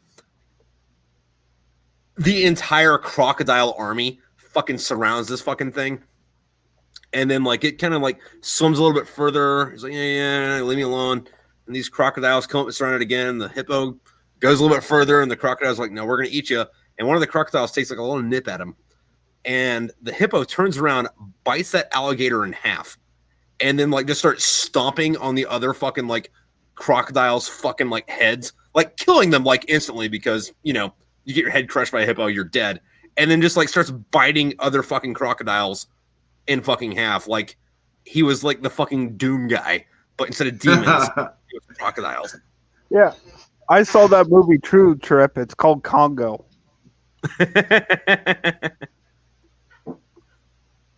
Now, instead, we get massive damage to physical, mental, and economical health. Domestic abuse is off the charts. Normal health appointments have been put off. I believe I read something saying a ton of late stage cancer that should have been caught is popping up right and left in Canada. On the bright side, if you murder somebody, maybe you get lucky and they'll test positive for the Rona. Okay. Yeah, no, that's a fucking thing too. Is like they're reporting a lot of deaths as corona that like aren't. There was an article a month or two ago I fucking read, and it was talking about this fucking like 19-year-old fucking chick whose heart exploded and she fell over dead after leaving a party, and they chopped it up to fucking corona because what the fuck else could you do that would make your heart explode and you would die outside of a fucking party? Anyway, fucking later. At the bottom of the article, like this article has been recanted, blah, blah, whatever. Go here to read full details. And they didn't take that article down. That article stayed. But if you click the bottom link of that, it's like, oh yeah, dude, chick over here tests negative for fucking corona. It was cocaine. Sorry. Yeah, I've heard them do that with car crashes and shit like that too. Like he died in a car crash, but they marked it down as corona. Yeah. Like everything's fucked up right now, and it's so fucked up that I don't know what conspiracy to believe.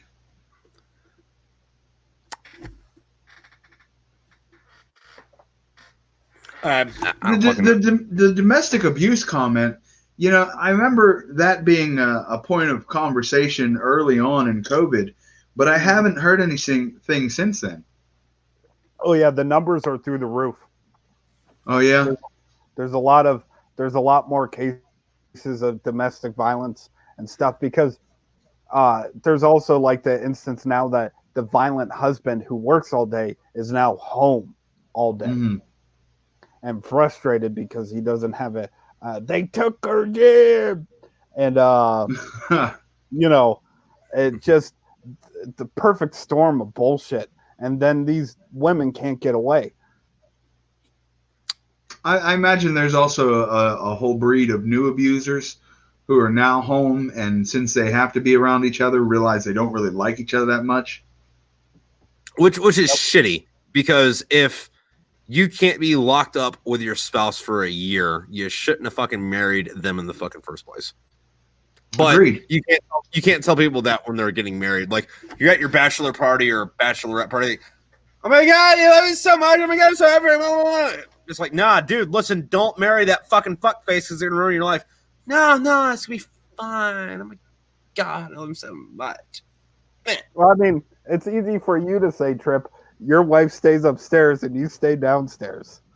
No, it's easy for me to say because I dated the chick for fucking 10 years before I put the fucking ring on it, and then sure, A, I was 30, and B, I was making the right decision before I did it. Sorry if that hurts anybody's feelings, but sometimes.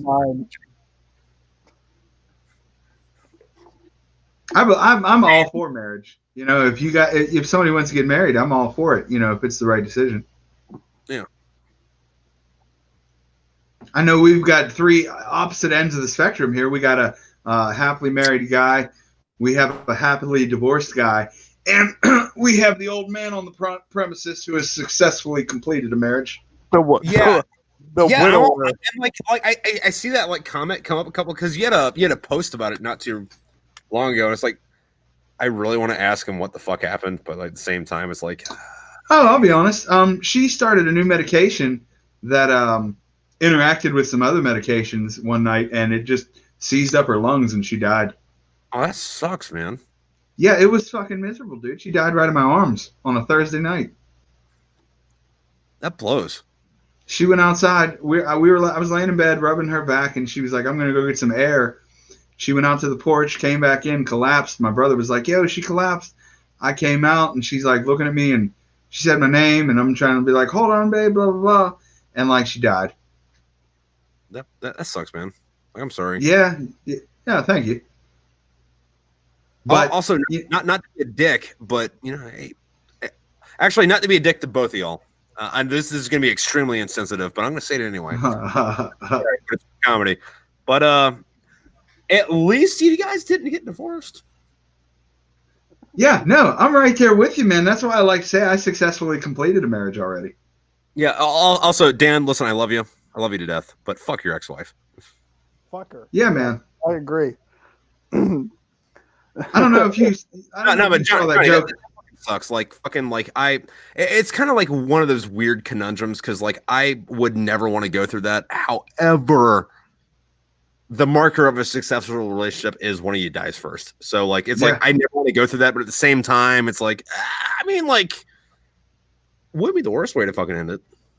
Yeah, yeah. I mean, no, because I've obviously pondered this deeply, and it's like we were still in love. We didn't end on bad terms. It wasn't like she left me. It was just she's not here anymore.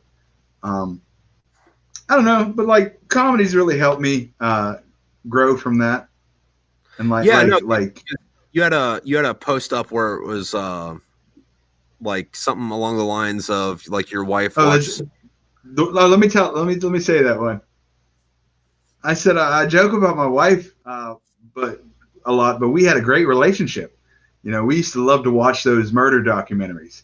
Like they were always on. We watched so many murder documentaries that her death was ruled accidental.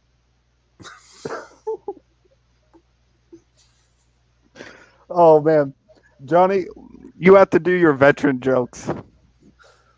Okay. I'll do the weakest. I got two of them. I'll do the weakest one first, and then I like the other one better. The older generation is always complaining about participation trophies, but I don't get it because what else would you call a Purple Heart from Vietnam?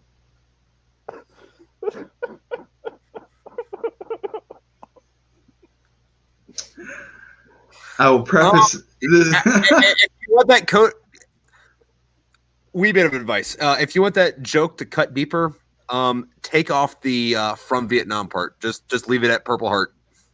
Oh man. Okay. Might start a fight, but okay. What else would you call a Purple Heart? This next one, I'll preface this by saying I love everyone who served. Thank you all for your service. I love you all. I love my Marines out there, but I'm sick of you guys always telling me how fucking tough you are. Hoorah and everything. You're fucking manly men. But as soon as the fireworks start, who's laying in the corner fucking crying?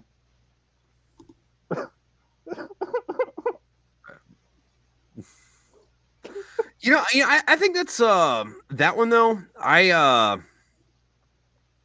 think it's an unfounded stereotype because I see a lot of people talking about that or saying shit about it or making fun of it, but I don't. Maybe this is just me. I don't know anybody personally that does that. I don't either. If I'm being honest, I don't either. I mean, I get it, and I'm sure other people would get it too. But just off my end, it's yeah, sure. But it'd be kind of boiled down to the same level as black people like watermelon. It's yeah, everybody likes watermelon. Yeah, everybody fucking does it. No, the first one was definitely the stronger of those two jokes. I had a hyper startle for maybe a year after coming back, but never ran and ducked after. Yeah. Oh. Yeah, okay. Yeah. It's not that the joke wasn't meant well. I guess it was more of you being uninformed. That's something they put in Hollywood. That's a real fucking suck. Well, honestly, it's not a joke that I like to tell aimed specifically at veterans. It's usually caught on by people who haven't served. They really seem to enjoy that. Matter of fact, I told that one place, because I don't say it often. Obviously, I haven't said it in months. But I told that one place, and you could literally see the whole audience look around to see if anybody there served. And when no one responded negatively, then they laughed. No, see, that's some pussy shit. Not on you, but on them. It's am I okay to laugh? Am I okay to laugh? Am I okay to laugh? That's I love watching my dead friend. I'm sorry. My dead friend joke. I love watching that when the crowd hears it. I love watching the faces because there's this like ooh, and then I'm like, it's okay to laugh, and they're like, oh, ha ha ha. Johnny, Dan, the dead friend joke is fucking brilliant, and Johnny the Purple Heart joke is too. Like that one was dark, but also the fireworks thing is just kind of like a Johnny. I think planned. Johnny was there when I made the dead friends joke. He watched me bomb on stage, and then I hit that. And you can actually, I recorded that, and you can hear his high-pitched laughter. Like there was maybe a pause. Everybody's like, "Did he just fucking say that?" Then you just hear Johnny dying in the fucking like third row. I was like, "Yeah." I love a good dark joke. No, the other thing, Johnny, this gets real deep in the fucking weeds with it. And I don't think you're gonna fucking understand it, but Dan, fucking, if there was a joke about that, it would totally be the national fucking service fucking, or the national defense ribbon. So yeah, there's a thing called the national defense ribbon that you only get if you join the military during a time of war. yeah, and it is straight up just a fucking participation fucking thing. All you have to do to get this fucking medal is join the military while we're at fucking war. However, that joke would never fucking work anywhere because nobody knows what the fuck it is. yeah. I've literally never heard of that. Yeah, unless the audience was all fucking. But you've seen the medal. Your brother had it. The picture that his mom has, his profile picture, the medal that's red with the yellow stripe, that's the National Defense Medal. There's a meme that was floating around a couple years ago about that. It was just a picture of the National Defense Medal, and it says, "I'm a fucking war hero." And it's fucking tongue in cheek about it because like just because you joined during a fucking time of war doesn't mean you actually fucking went. But I got the medal that says I was here for it, and like that's a total participation thing. But I will say, from never serving in any branch, once you get friends that are in the service or that have been in the service, you think you start to understand not necessarily their experiences, but what they're talking about a little bit. And then you'll get with them when they're talking to someone else who served, and it's like a different fucking language, man. Yeah. And that's the thing on a fucking few things. Like, there's the fucking whatever you do with that. There was a book I read. I forget what the guy's name was, but he was like the fucking like 1985 Soviet version of fucking Edward Snowden, right? Like he defected to fucking England and like, gave all the fucking like information about what the fucking KGB was doing. And the two big ones that I thought were fucking great was the first one was his stance on it was because he was in the KGB. And he was like, listen, we didn't kill Kennedy. However, we found a really good fucking opportunity to subvert the American people's trust in their fucking government, and we took full fucking advantage of it. So there is a massive conspiracy around the JFK assassination. A lot of it with being disinformation to make people not trust the government. However, in that stance, the conspiracy itself is the conspiracy. The other thing was him and somebody else fucking finagled their way into the fucking Marine Corps, right? Like, fucking like showed up at some unit with like fake orders, like, hey, dude, we're here to do this. I'm from fucking Moscow.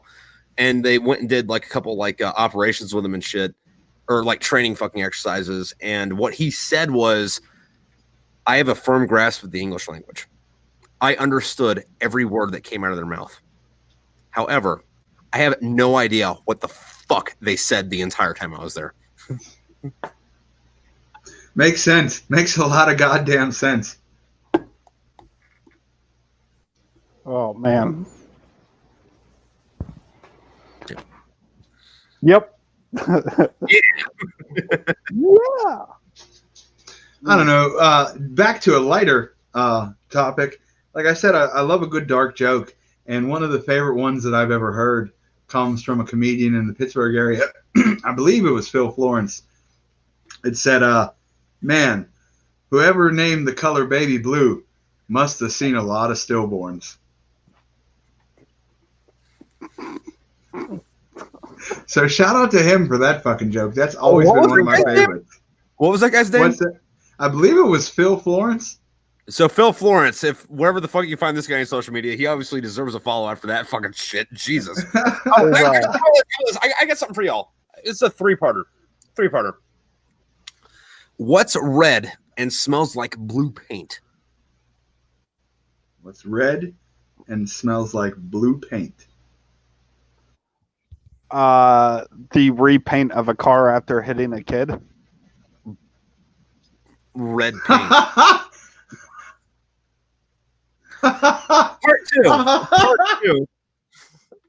Part two. What do you call a black guy flying an airplane? A pilot. A pilot, you fucking racist. Yeah, absolutely. Part 3. What's worse than finding a worm in your apple? Eating a fucking apple? The Holocaust. Yeah. Oh, get the fuck out of here. Oh my God. Wow. Every time Johnny laughs, an angel gets his wings. Who started with the anti-jokes? I don't remember when exactly. Dude, no, the anti-jokes started up like, I don't know, maybe 2010-ish, if I remember right. But there's also alternates to that, like, what do you call a black guy on the moon? An astronaut, you fucking racist. But, yeah. What is Goebbels? Oh, yeah, he would. Huh. Huh. How quickly I almost forgot about the Holocaust again. Wow. You said you would remember. How much did the Holocaust?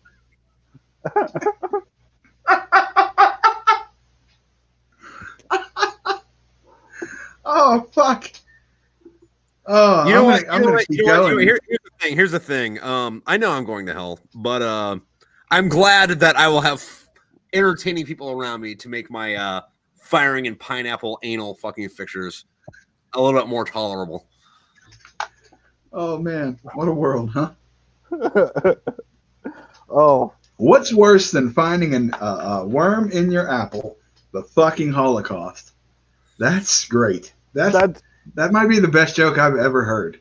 I've heard that joke as what's worse than getting your shoes wet, or what's worse than getting your socks wet. 9/11, you asshole.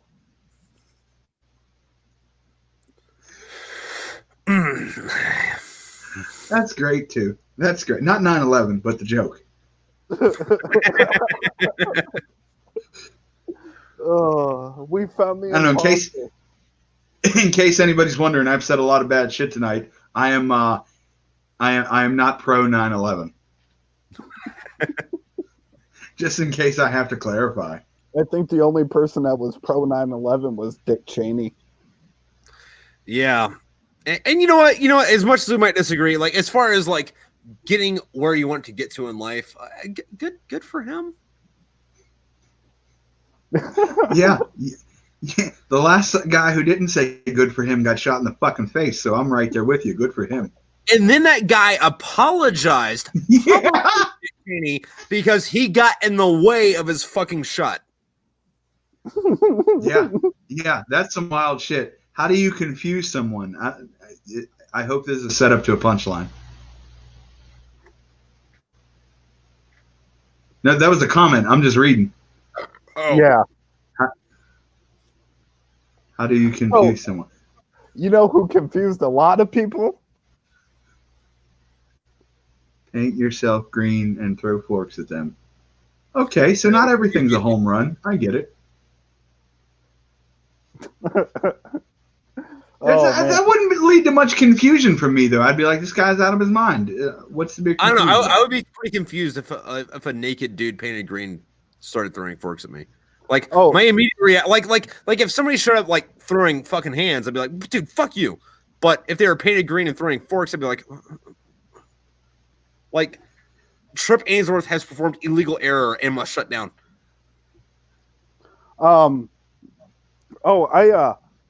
I basically planned all of What in the History's episodes out till March.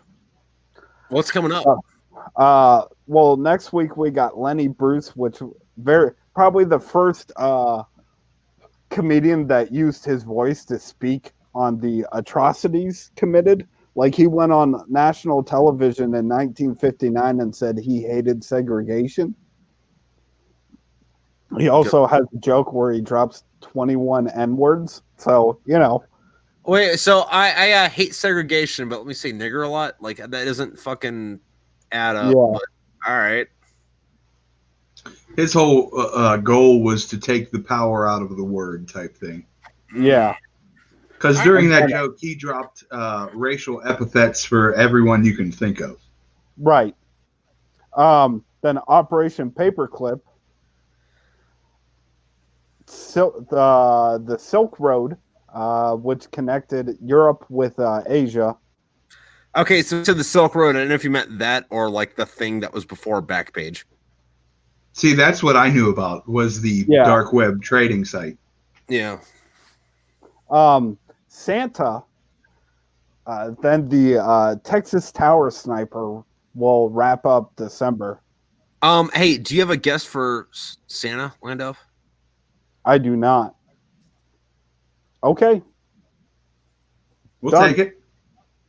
Then January, we have the stock market crash. Then Mata Hari, who was a exotic dancer turned World War I spy. She was executed by the Germans in 1917. Oh, big whoop! Because they fucking executed no one. Dusty Rhodes. Saying you get executed by the Germans is like, oh yeah, so I got a speeding ticket. Dusty Rhodes, the professional wrestler. Then Spanish flu. Then February, we got Rosa Parks, Robert Smalls, the Brown Bomber, Joe Louis, Medal of Honor recipients. We're going to be talking about Henry Johnson because he deserves a fucking episode. Yeah.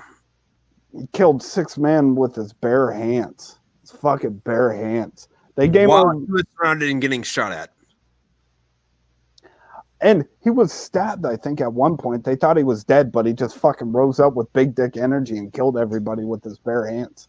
They gave him the nickname the Black Death. Not because he was an African American, but because he was comparable to the bubonic plague. Then we have the Sumerians in March. What are you doing for the Sumerians? What do you mean, like who we're having on, or just we're going to talk about their history? Just kind of like a big overview. Then Donald Harvey, who as a VA orderly killed 87 residents. Wait. So he was an underachiever. No, he. Oh man, we're getting political here. No. This is a fucking bipartisan fucking issue. All right.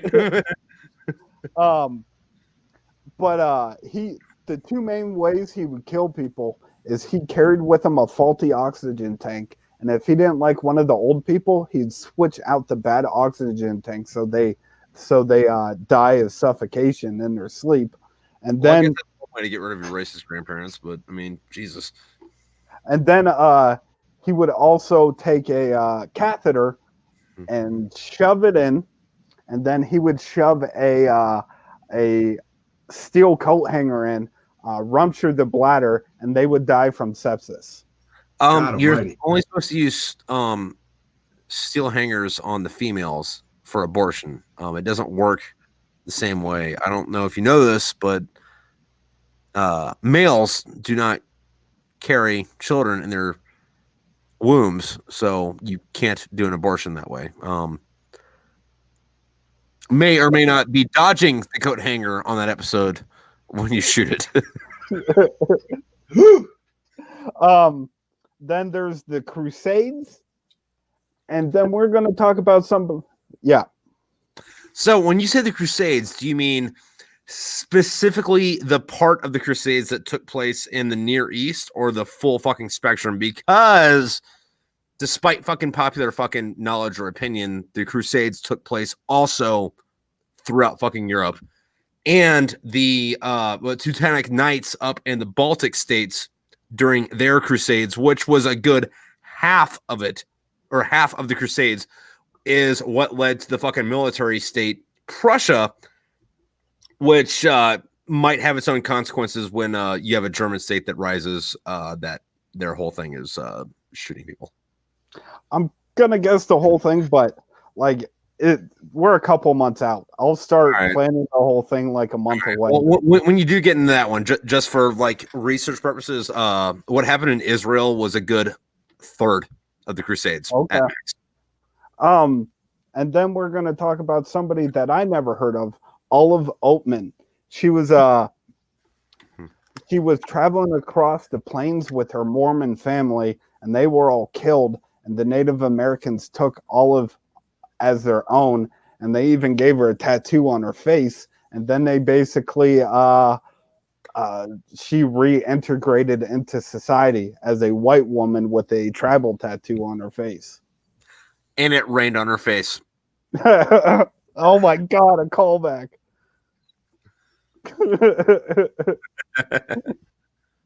Johnny, you're being quiet over there. I'm just letting you get it out, brother.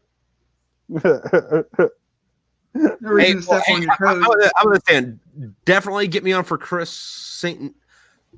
get me on for fucking Santa Claus. And then if you don't look up the Krampus, I will do the Krampus. I already plan on it. All right, good. He's already going to be in there. And then what you said, you're going to do the Crusades in March. That's fucking 3 months after that. Time for me to be on again. All right. We're definitely going to have last week's guest on again too, Jesse Pimpinella. Like that was such a fun episode that we did. I mean, I'm okay with only having like a handful of guests on and on again, because some of the episodes we've had so far have been just outstanding. They keep getting better week by week. Mm-hmm. Yeah, absolutely. Like, that's something you got to fucking pay attention to, because like there's like you guys both have your own fucking podcast, so you know there are some people you get on that are just wet fucking blankets. You've had a couple of those, Johnny. Yeah, I had a guy on there, and I won't mention any names just for political reasons, that was an absolute drag to interview, didn't want to elaborate on anything. At one point, I said, next question, like just was ill-prepared for an interview even. So it happens. You know, some people were duds. Yeah, no, but there's some people you get on where it's like, dude, I want to have you on next week, but like I got to pretend like I'm cool and like push you off once. Yeah, I understand that. Like next week's episode should be good. We have another comic coming in who lives in Jamestown, which is where the National Comedy Museum's at, and like I'd say 30% of that museum is dedicated to Lenny Bruce. Was that the place, or was that the city that you and I went up to? And yes. You just like in a church. Yep. Yeah, that was a fun place. Yeah. That place is no longer. That place is dead to people because it turns out the owners were pedophiles, so nobody goes there anymore. Oh, wait. Whoa. So Catholics are pedophiles? Huh. Weird. Oh man. All right. Well, those are all some fun episodes, man. I'm looking forward to all of them, actually. Yeah, you listened to Al Capone, right, Trip? Yes. Yeah. Since that episode, we've had a change in like our dynamic. We both sat down with each other and we're like, listen, we love doing this, but something needs to change and like stuff like that. So like the past couple episodes since then, like every one we get off the Zoom call and it's just like, dude, that was great. That was awesome. That was better than last week. So we just keep building. And I mean, the next couple months should be great. Well, then that's the way it should. I agree. Because like, it doesn't matter how good you are. If there's room to fucking improve, you should fucking make the moves to fucking improve. Like, you can be fucking cream of the fucking crop, but if you can fucking nudge it over here a little bit. Well, Sure. in the ever like changing climate of podcasts, only a couple of the old gods, if you will, remain. Like Joe Rogan, last podcast on the left. It's because they bring something new every week, and that's what you have to do. You just can't do the same the shit over and over again. Thank you, Yeah. Maddie Simmons. And I think consistency and just staying with it is going to be a big factor too, because especially now with COVID, everybody has a fucking podcast. You know, I just realized the other day mine's coming up on 6 months already. I had no idea. 25 episodes. All right. Yeah, 25 episodes in. Nice. Well, No. I mean, I guess the big mark will be like a year after COVID's done. Who's still fucking doing it? Yeah, that's what it's going to be. It's going to be after COVID. because I mentioned Joe Rogan, Maddie says, "Have you ever smoked DMT?" No, I have not. Unfortunately, Dude, I met enough demons sober. How about that? Trip. I know you said you have an adverse reaction to weed, but have you done any psychedelics at all? Yes, and I was thoroughly fucking unimpressed. So once again, this goes into the thing where it's like I don't give a fuck to even try fucking other fucking drugs unless I'm already shit faced. And a lot of psychedelics, if you have alcohol in your system, alcohol will fucking negate any fucking whatever brain activity you have going on, because like alcohol turns your brain off, right? And you need to have alcohol. I'm sorry, not alcohol. You have to have your brain on for it to react to any type of psychedelics. So I have on more than one occasion been like fucking 30 fucking beers deep, and someone's like, "Hey, do you want some mushrooms?" And then like I ate an entire fucking Ziploc bag of them, and it's like, these mushrooms suck. Why the fuck am I eating them? Oh, I'm eating because I'm fat and I like food, and mushrooms are fucking food. And like somebody ate like a little sliver and are fucking tripping balls over here, and I'm like, you're getting off on this? Like, what the fuck, man? And then like, you know, like later I go Google it and it's like, oh yeah, listen, if you have alcohol in your system, it doesn't do anything. I'm like, well, why the fuck am I fucking doing it if like I can't do it drunk? Like, come on, dude. So, I mean, I don't like doing fucking anything above this if this wasn't involved in getting here. So okay, that's fair enough. I still have to expand on my usage, but it's something as I get older, I'm always more curious on. And it seems like it's not a. It seems like a lot of people have very unique experiences, so it's not like asking somebody about beer. You know, everyone's got a very interesting story to tell about them tripping crazy balls. yeah, no, see, like my thing on that though is they'll be like, hey, listen, you fucking take a little bit of this and it'll get you up to this level and you'll meet angels. And it's like, dude, listen, you party with me for a night, I'll pump you so full of fucking goddamn rum, you'll meet God, and not in a fucking good way. Ask Dan. He'll fucking tell you how much I fucking pump fucking people full of fucking whatever.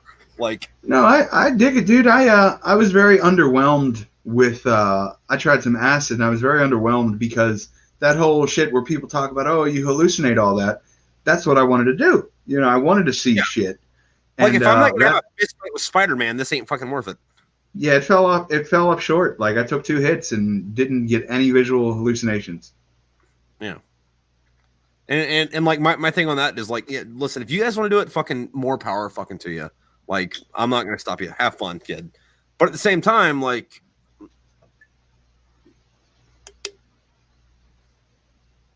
yeah, I feel it. No, I feel it. That's how I'm. The way you are with like weed and other drugs is the way I am with alcohol usually. Like, it's not for me, but hey, people do what you do. right. yeah. Oh man, I miss open mic bars. Yeah, you guys are totally not 1920 speakeasy shit right now, which is totally not going to have some really cool stories for you to tell. in about a year. We did a show in the backyard of a hippie commune last week. Where the fuck did you find a fucking? Don't tell me where, for reasons, but like, how the fuck did you find a fucking hippie commune? Like, oh, dude, it's in what, the south side of Pittsburgh? Oh, you mean the trap house for artists? Yeah, dude, don't narc on them on fucking. No, it was like, bro, you got some acoustic guitar in there for me, bro? Oh, dude, it was this huge apartment building, and every room is taken up by some radical artist or rapper or comedian, and it's just the entire place smelled like of depression and weed, and like the entire back porch was like painted all type of colors, and you know. But it smelled like the type of bong hicks that weren't done because people enjoy smoking weed. It smelled like they were done specifically to disappoint parents. Even better. Yeah. So, and we show up for the show like 2 hours early, and then we were told it was going to be inside because we're looking at our phones like, oh, it's supposed to be below 40 tonight. And then, hey, real quick, Dan, keep going. I'm gonna piss. I can hear. Okay. And then the host shows up and he's like, oh yeah, it's outside. Like, fuck, we could have started a fire. Apparently the guy who was running the house has some type of beef with me that I'm still unaware of what it is exactly that happened between us that makes him dislike me. But I found that out a couple days after the show. And what's fascinating is, like, first off, I had no idea. But second of all, when we first saw each other, we shook each other's hand and greeted each other like there wasn't a problem. So that was very odd to me. Yeah, I don't know. Smell that teenage angst. It was like teenage angst if they didn't wear fucking deodorant, man.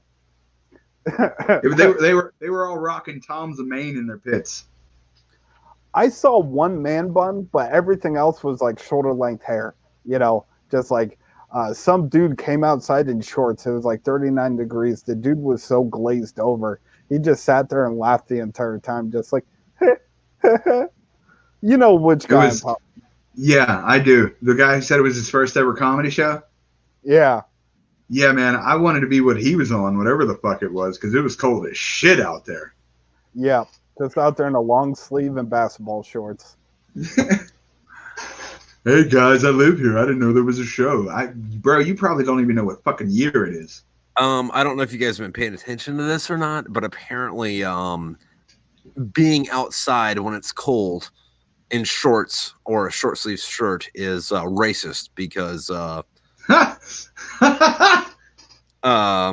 like white people are from like Europe where, you know, it's cold and they're, you know, genetically I don't know, adapted to being cold.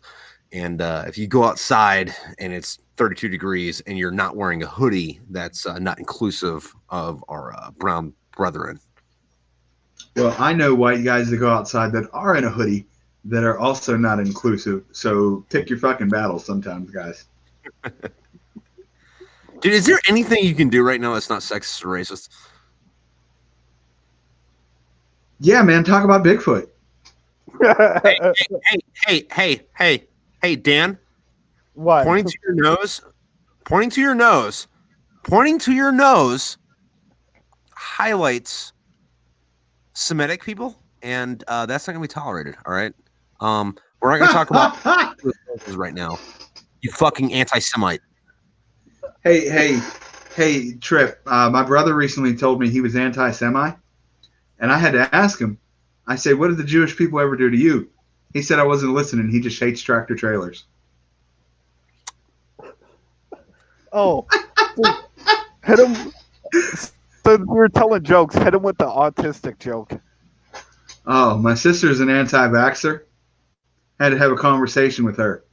I said, look, autism isn't caused by vaccinations, but even if it is, are you telling me you'd prefer to have a dead child instead of one who's just really good at blackjack?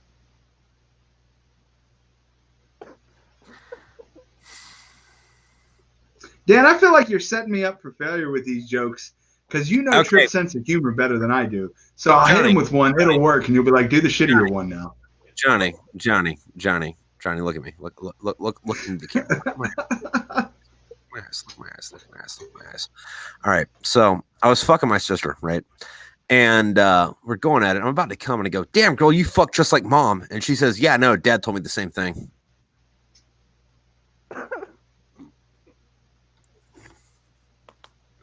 Johnny, I think it's a great joke.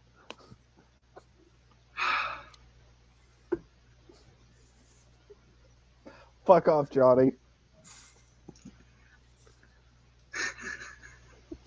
I can sit there with Dan and not say anything for 5 minutes, and he'll go through the gambit of emotions.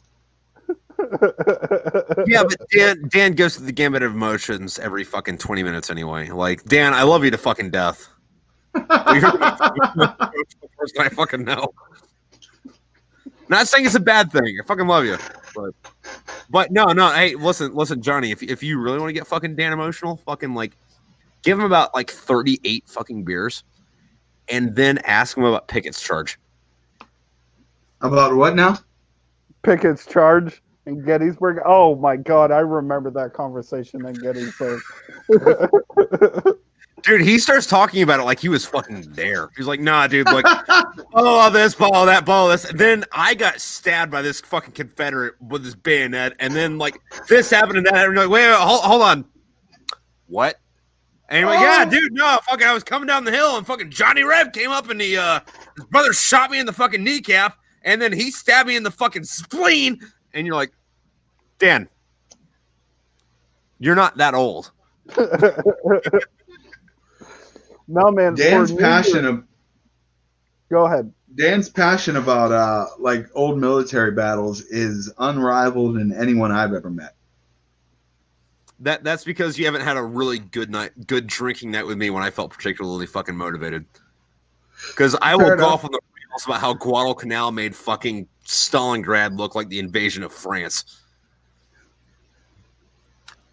Okay. If you don't, I wish I had some. That's kind of like saying that made the Holocaust look like a house fire compared to spilling your milk. Because fucking France, the greatest military fucking power that's ever fucking existed. Which, by the way, fun fact: if you look at it, fucking battle for battle, France is the most badass country, military speaking, that's ever fucking walked the fucking earth. And then for whatever reason, after a week and a half, they're like, yeah, no, we're done. Like 3 times in a fucking row. Like a bunch of bitches. Yeah, man, that's true. I learned so much about history that I never even had a fucking clue of. Like they leave out so much in school. Oh, thanks, Matt. Yeah. Thanks. Yeah, thanks, Matt. I tell you what, I want to say I'm always plug this a little bit. I'm always impressed with Dan's level of research he does on what in the history. Yeah, well, I mean, he also spent a lot of time in artillery, and all those fucking concussions literally made him retarded. Like, not in a bad way, but like in a Rain Man way. And instead of going, meh, he's like, books. Yeah, basically. Well, like the metal. Hold on, Dan. I'm sorry. This guy just said we had a dude in tech school that legit thought he was Joan of Arc and Hitler in past lives. He'd spread eagle buck naked laying on the floor every time we had to go get him. We just can't leave that there without saying something about that. Well, I mean, I'm pretty sure Joan of Arc got fucking fucked good because, like, you can say what you want about the fucking French, but they know how to use their genitals. Like, granted, they're gonna have hairy legs and hairy armpits and fucking smell like high heaven because deodorant is But I mean, Joan of Arc they work the shaft. Joan of Arc was schizophrenic. Yeah. See, here's the thing about Joan of Arc is the 100 Years' War. Like the British, the only people that are allowed to be like publicly racist towards is the French because they fought this war with them for 100 fucking years and they were fucking winning. And then like God decided to intervene on the side of the French.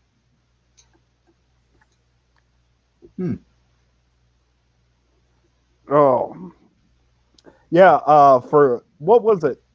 2 years ago that we went to Gettysburg for New Year's.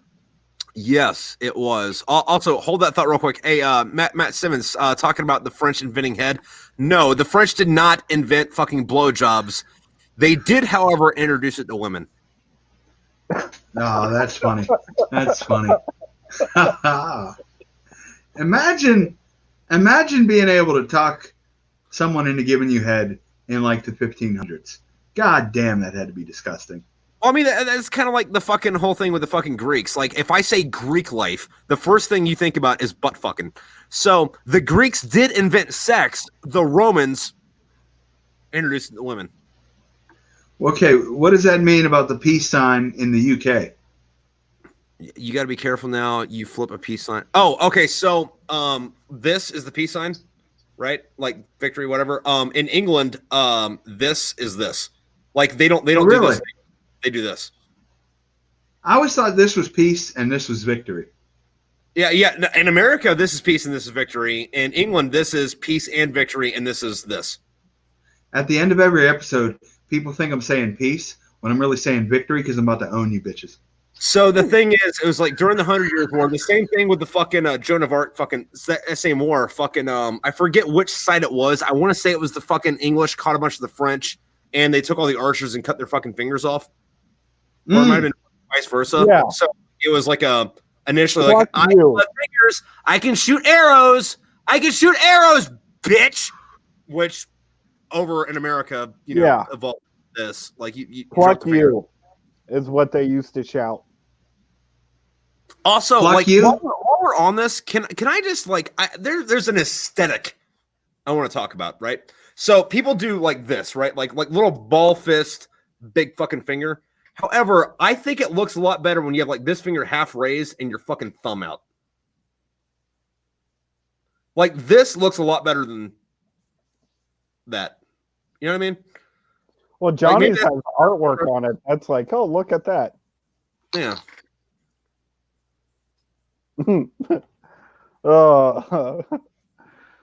That reminds me, I was doing a show at the Erie Movie House and the projector cut out. So like it just got dark in there. And I'm like, just all of a sudden started doing like, look, I'm an alligator. Shadow puppets on the wall. I was like, look, it's a bunny.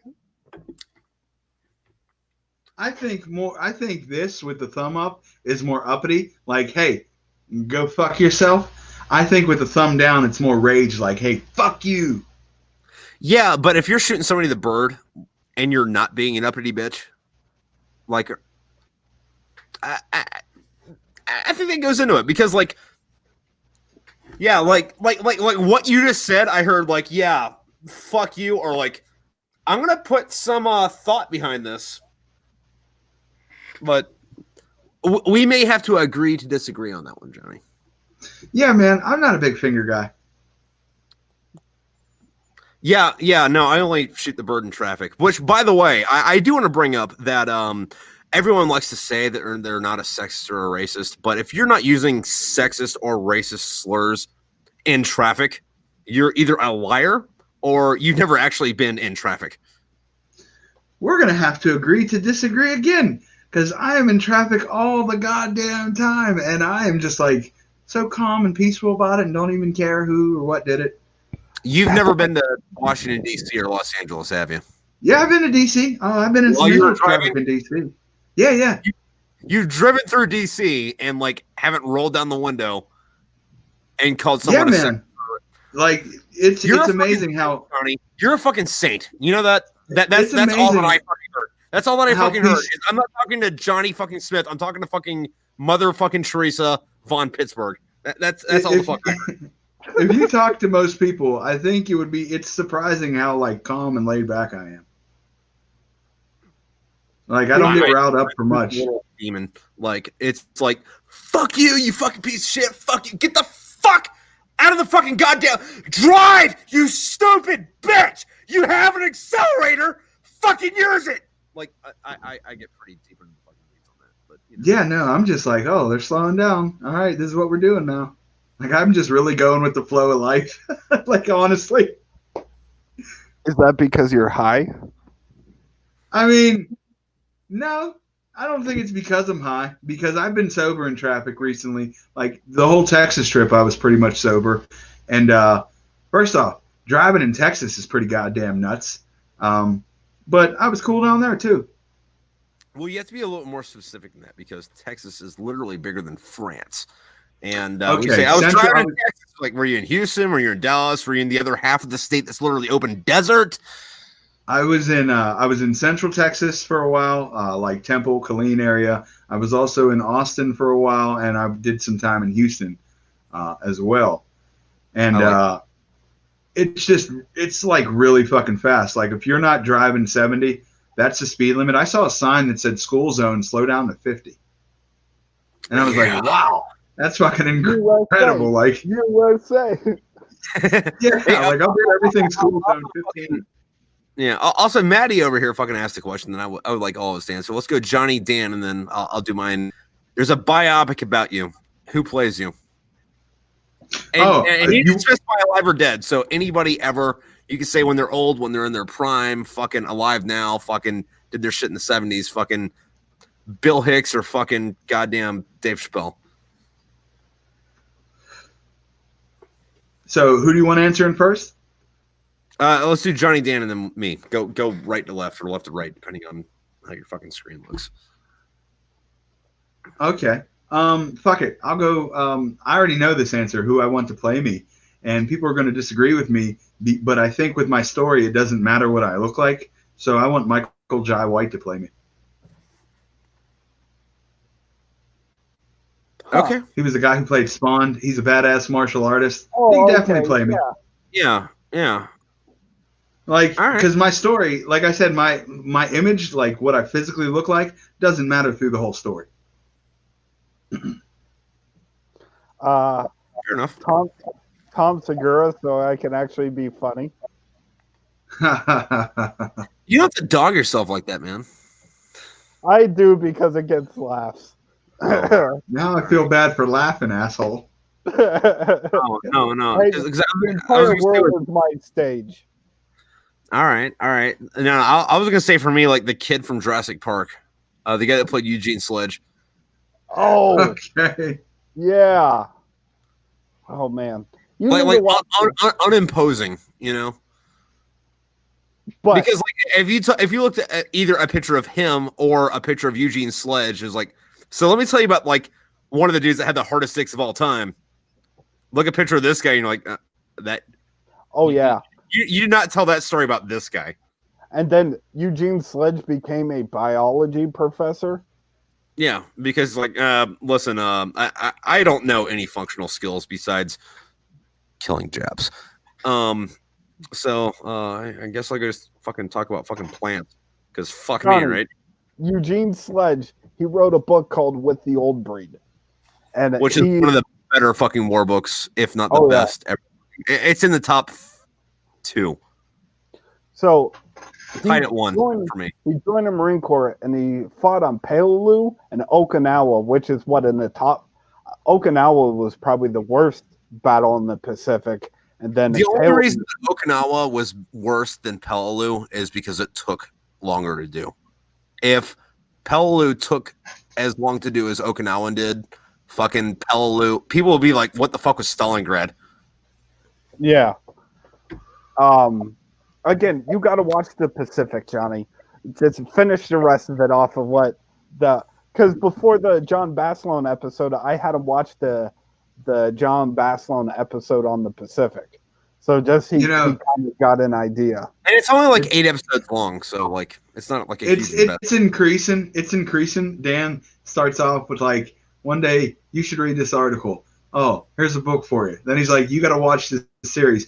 In like 6 more months, he's going to be like, are you ready to enlist or what, motherfucker? No, it's not quite like that. You read this article, read this book, watch this series. Hey, listen, there's this statue they built for this dude. You have to travel here to look at it. Yeah. Well, we're doing that in February. We're going to DC. We're at DC. Oh, okay. That's our plan unless restrictions are too high because the 4th is his birthday weekend. So we want to go to like Arlington National Cemetery and see, Audie Murphy's there, John Baslone's there. So. Since we do What in the History, we kind of are a little bit of history nerds here. you know, like not to be imposing or like tell you guys what to do on your show, but like if you guys did a show on a Medal of Honor recipient live streamed from their grave, that would be kind of cool. Not saying talked or anything, but you know, like we've talked about doing an episode down there live, and we just haven't landed on an idea. But that's a pretty solid one, I think. I was thinking about like doing a history of Arlington National Cemetery because it's actually kind of fascinating.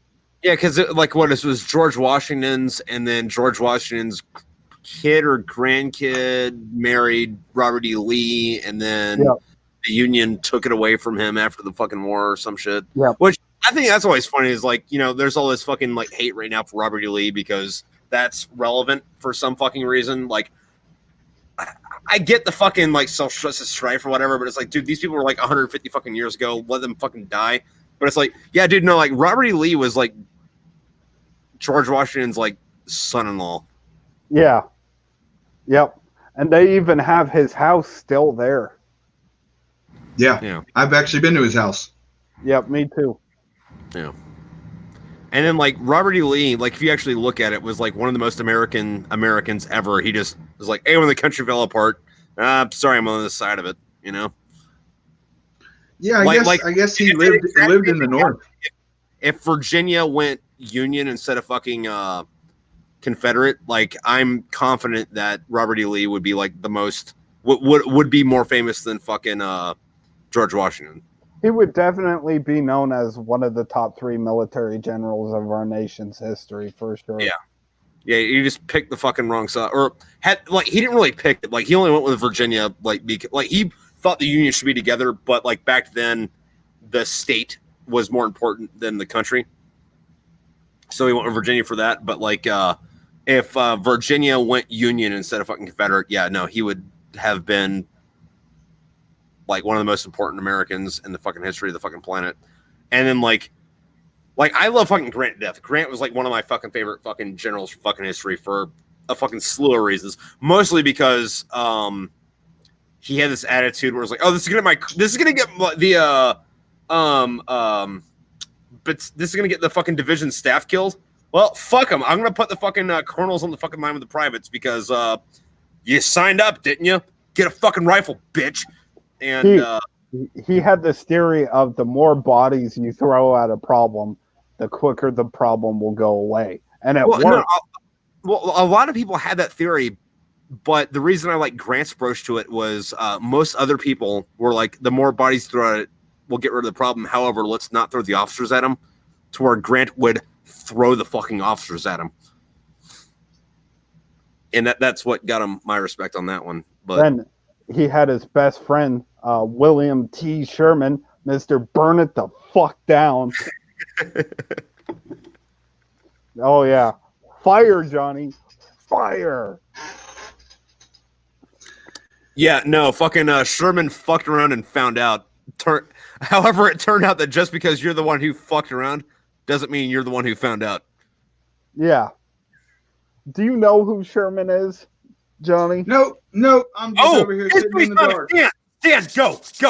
So basically, to end the war, Sherman burned this fucking path through Georgia, lighting everything on fire, destroying everything. He burned the town of Atlanta down. He's just known for playing him like it wasn't a path through Georgia. He burnt Georgia down. No, he destroyed all of Georgia, like just his entire. Was it a corps or did he have a division? I can't remember. I think he had a corps. Like it was like he went up again. It was like one of those like, hey, listen, so you got like 200,000 dudes. Well, I got like 500, and I think you're a bitch. Yeah. Okay, that's impressive. So like. He coined the term total war, which meant he took it to everybody. Crops, livestock, anything that would help support the Confederate Army in any way, fucking fire. Just burned it the fuck up. I like that theory, though.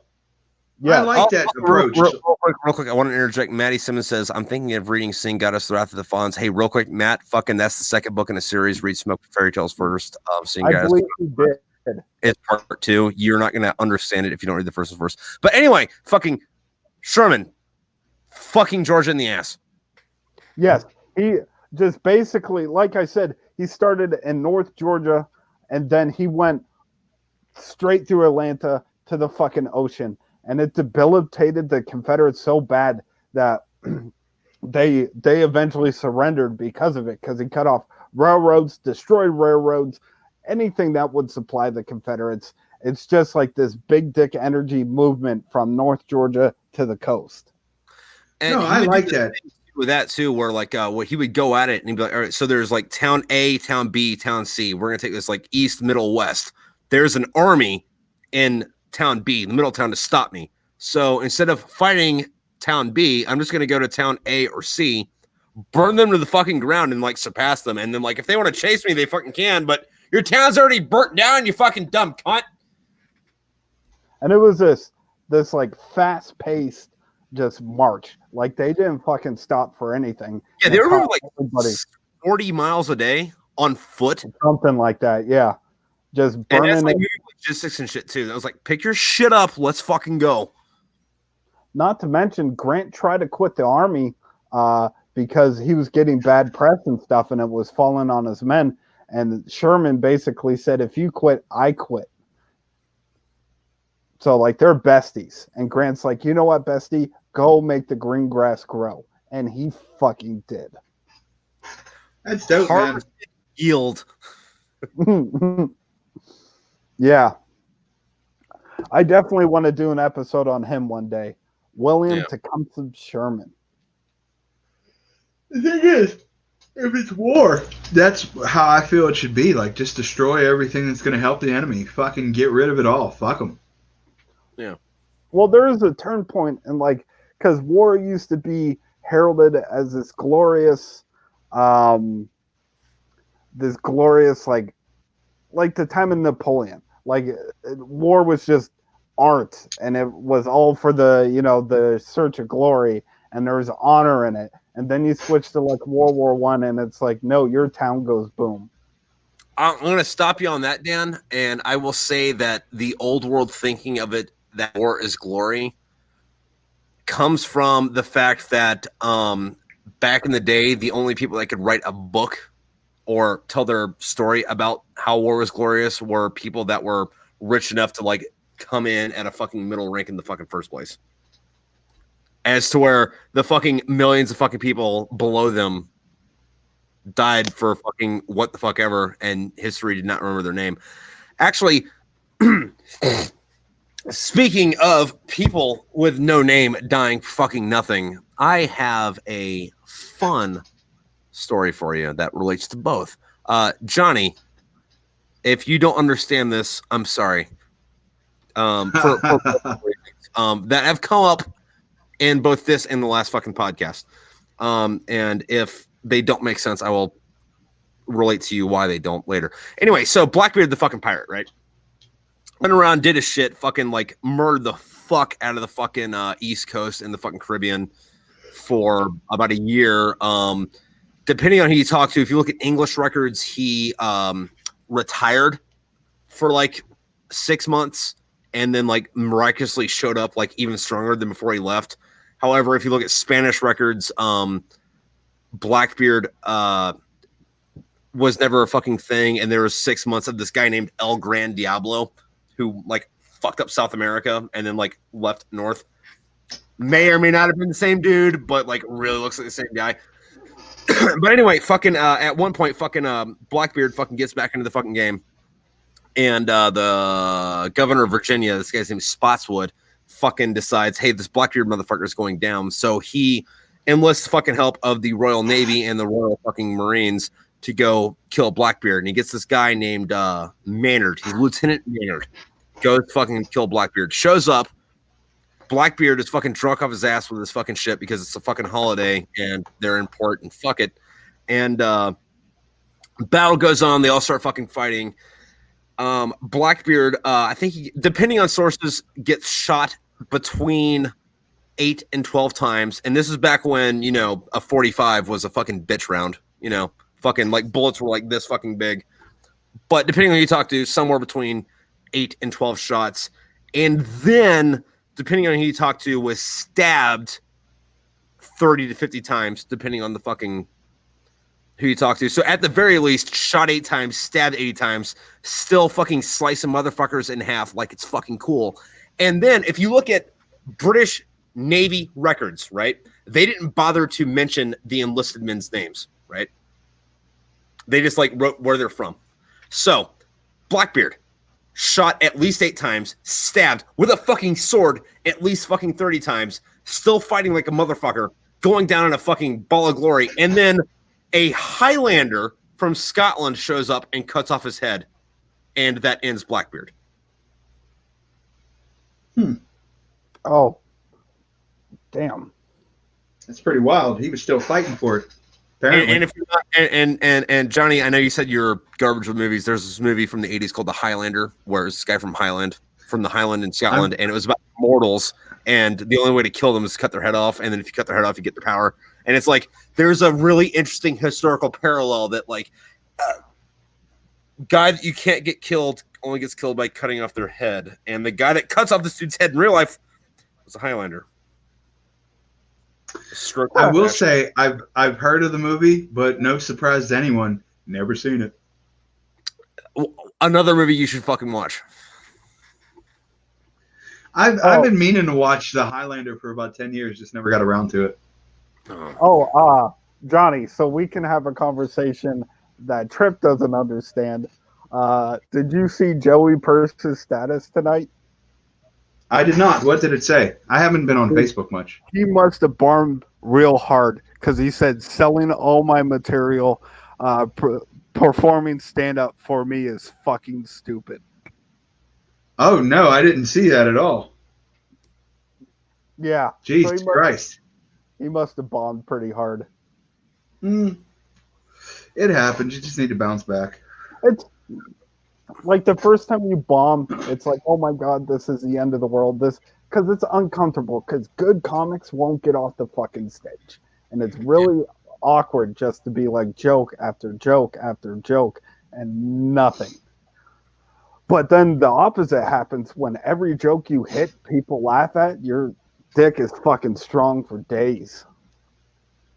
Yeah, man, my first time I went up, I did, relatively well for being my first goddamn time. I got laughs and shit. And 2 days later, I went up for my second time, told the exact same material, and got absolutely nothing and thought I was a complete fucking failure and a moron. Yeah. It was rough. Bombing is always rough, but especially in the beginning, man, that shit'll eat your soul. But one of the things to know is like, I've seen guys in Erie and stuff that don't really do comedy, just here and there. And they're like, oh, I haven't bombed yet. Bombing's not going to happen to me. It fucking happens to everybody. Do you think every set Dave Chappelle does is 100% perfect? No. Tom Segura still bombs. Bert Kreischer still bombs. Everybody bombs, but you need to get used to it so you know how to get past it. Yeah, no, I mean, that's like anything else, though. Like, you can do good or you can do shit. You just don't put the shit on the internet. Yeah. Yeah. It's a unique field, though, that our practice is in front of people. Like, you know what I mean? Like most things, you could practice it behind closed doors. Like if you're a boxer, you could spar behind closed doors. If you're, fucking, I don't know what else people do outside of boxing and stand-up comedy. But stand-up comedy, you have to practice in front of people. If you play guitar, you can do Instagram videos about it. hey, real quick though, fucking Micah Munger was saying Smoke Fairy Tales $53.94 on Amazon. Where the fuck are you looking at Smoke Fairy Tales? It's fucking $50 on Amazon. Sorry about fucking whatever the shit that was. Also, Maddie, fucking I go by Trip because I'm the third, and like Trips for triple or some shit. I don't know. Fucking been called this since I was a kid. Never gone by anything else. Got to get comfortable with being uncomfortable. I mean, yeah, that's part of it. You got to find some type of solace in that quiet space. And you know what? That's actually allowed me to calm down more in my personal life and realize like a lot of people don't like silence. Yeah. And another thing about bombing too is you have to be subjected to it so you can figure out how to turn the crowd around, because that's magic too, is making a crowd who hated you at the beginning start to laugh, halfway through your set. I've seen some of the best comics you know, I've ever performed with do it. Like Johnny Lee Dam, I watched him do it. The crowd was Yeah. just ignoring him for 10 fucking minutes, and finally he snapped their attention back and pulled them back in.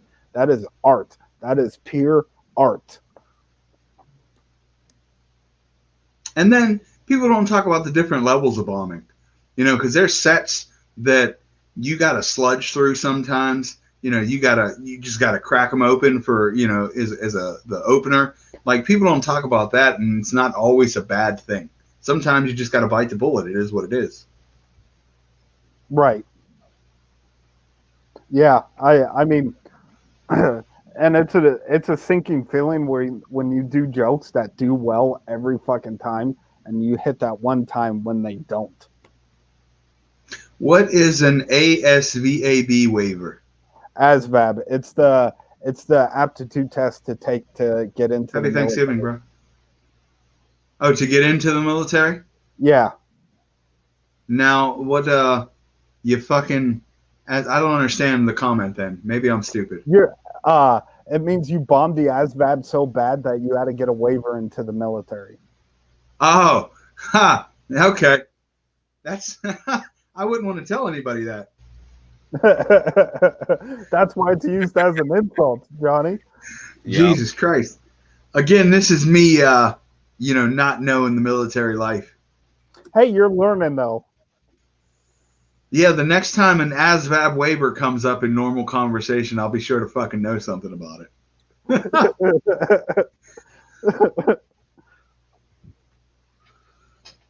That's a fucking thing, jeez. I said on Amazon, and he asked me where. Well, no, I don't know what the fuck he's talking about, because he was like saying it was like 50 fucking bucks. I'm like, dude, it's like 15. So I don't know. Hey man, maybe your shit's blowing up right now. Yeah, no, like that wouldn't be the fucking thing. However, I will tell you, it's wait, kind are of we planning for your suicide? Fucking maybe, I don't fucking know. No, but like fucking the people was, oh, I got your books at Barnes & Noble. I'm like, dude, don't buy my fucking books at Barnes & Noble, man. Like, because like if you buy them at Barnes & Noble, they're $25 each, and I get like 75 cents. But if you buy them off Amazon, they're like 15. Or if you have a Kindle subscription, you can read them for free. If you have the ebook, it's like $1, and like I get like a $3 cut out of that. So like, don't go to Barnes & Noble for my fucking shit. He said he sent you a screenshot in your DMs. Oh, well, that's on my fucking DMs. I don't know what the fuck he's talking about. I don't have to Facebook that bitch. All right. Oh man, Johnny, how are you? I'm doing good, Dan. I hope, Trip, you don't mind if I plug something real quick, do you? Go for it. This shirt right here is one of the many products I'm offering in my Teespring store over at the Inquisitive Minds page. And right now we're having a Black Friday sale. Enter in the promo code IMPodcast at checkout to get 20% off your order, your entire order. Now till December 1st, guys. Yeah, and your face masks look pretty sweet. Thank you. I don't have one with me. They're in the car or at other people's houses right now. We got shirts, we got hoodies, we got face masks, we got leggings for the ladies. The breast cancer shirt on there, 100% of the profits get donated to the United Breast Cancer Foundation.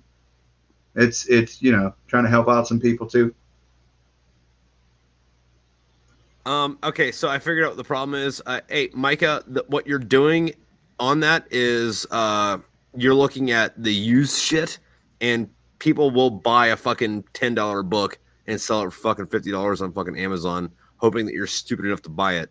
You're just clicking the wrong buttons. I have a Trip Smoke Pit Fairy Tales book that I'm currently reading that I will sell to you for $40. There you go. I cut the middleman out. Yeah, fuck you, Trip. That's what we come on here for, to get books from Trip and sell them at a markup. Talking shit on my mental health. Fuck yourself. Shit. This adult I love.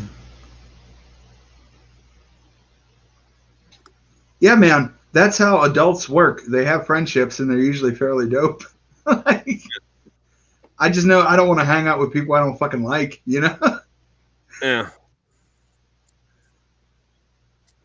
Oh man. Fucking Amazon favorite. is definitely fucky. Yeah. Yeah, Amazon is a little fucky, sucky, motherfucky. Also, I think that's just your computer being fucking stupid, Micah. I'm about to fucking text you something back real quick. Your computer wasn't as bad, boy. See, Johnny, now you understand. Yeah, ha, stupid fucking computer. Ha! Take that, Skynet. Oh man. Passing ASVAB. Ah, what an idiot. I got this. I can't wait for it to come up. Well, next time we talk to Shane. Also, hey, real quick, like, I don't want to get super political on this, right? But let's throw fucking like politics back like about a year. Like when there was like, you know, fucking 30 fucking Democrats fucking running for the fucking like nomination or whatever.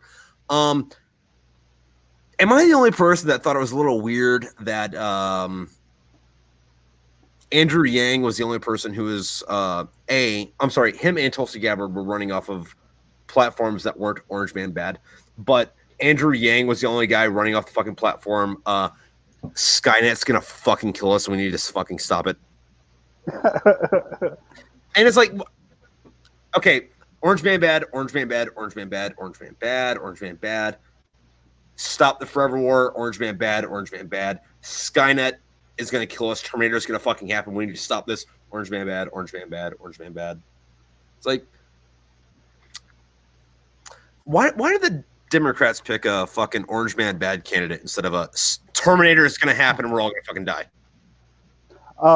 I mean, just wait for the Republican candidates in 4 years. Blue man bad, blue man bad, blue man bad. I hope Bill. I'm very interested to see the Republican candidates in 4 years. Trump said he's going to run again.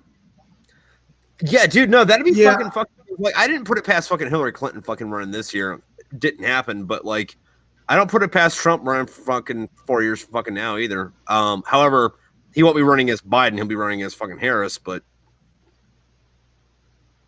yeah, that's very true.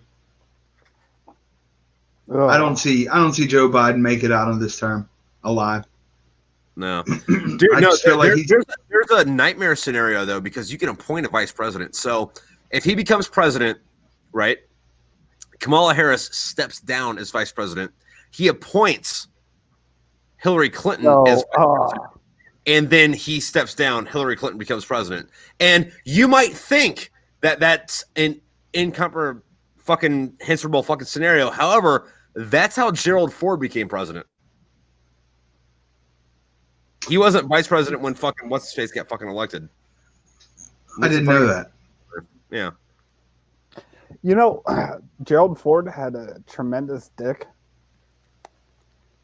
I thought that was LBJ. Oh, that was Lyndon Johnson. Giant cock, but Jumbo. Jumbo. Yeah. His dick was so big they named it Jumbo. He used to pull out at golf tournaments and go, "Ah, you like that?" See, Dan, I know the important history. Good for you. I might not know about the Battle of blah, blah, blah, but I know about presidents' dick sizes. Wait, so thought question, right? Would you rather have one 12-inch dick or 12 1-inch dicks? Like one 12-inch dick? I'd much rather have one 12-inch dick. Because unless it's like 1885 and I can make a good living as a sideshow performer showing my 12 little dicks. But like right now, it's like, no, I don't want 12 little 1-inch dicks. Dan? I already got one now, and let me tell you, they're not what they're cracked up to be. Wait, who's cracking them up? Yeah. I think I'll fall in on the 112-inch dick. So, I was dating this chick for a while, right? And we went back to her fucking family's house back in Oklahoma. And she was a few years older than I was. And her and her mom fucking went fucking somewhere like down in the corner store or whatever. And I'm hanging out with her fucking dad. And her dad is like first precursor to this, like her daughter's like 25 at the fucking time. So like, why would you fucking ask this question? But he goes, so have you been playing hide the salami with my daughter? And I'm like, nah, it's more like a Vienna sausage. It's only 2 inches long, but I have 8 of them. And I put it back.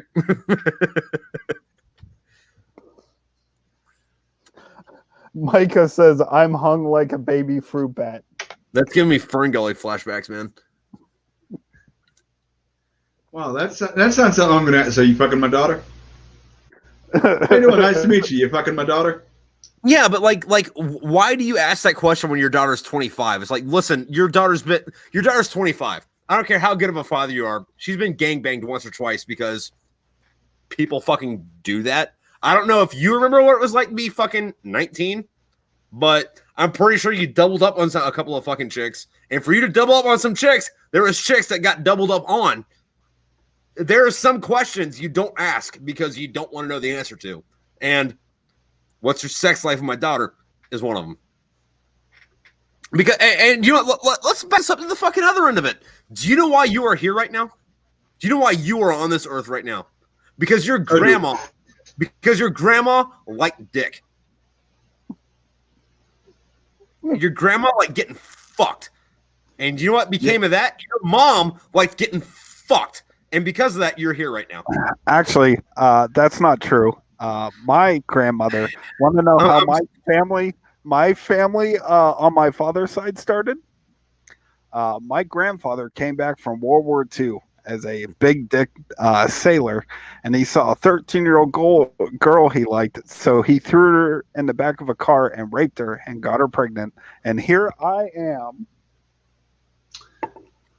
Oh, that's intense. My grandmother is quoted as saying sex was for men, but she had 9 children and 2 miscarriages. So I can understand that if you're pregnant for the better part of 12 years.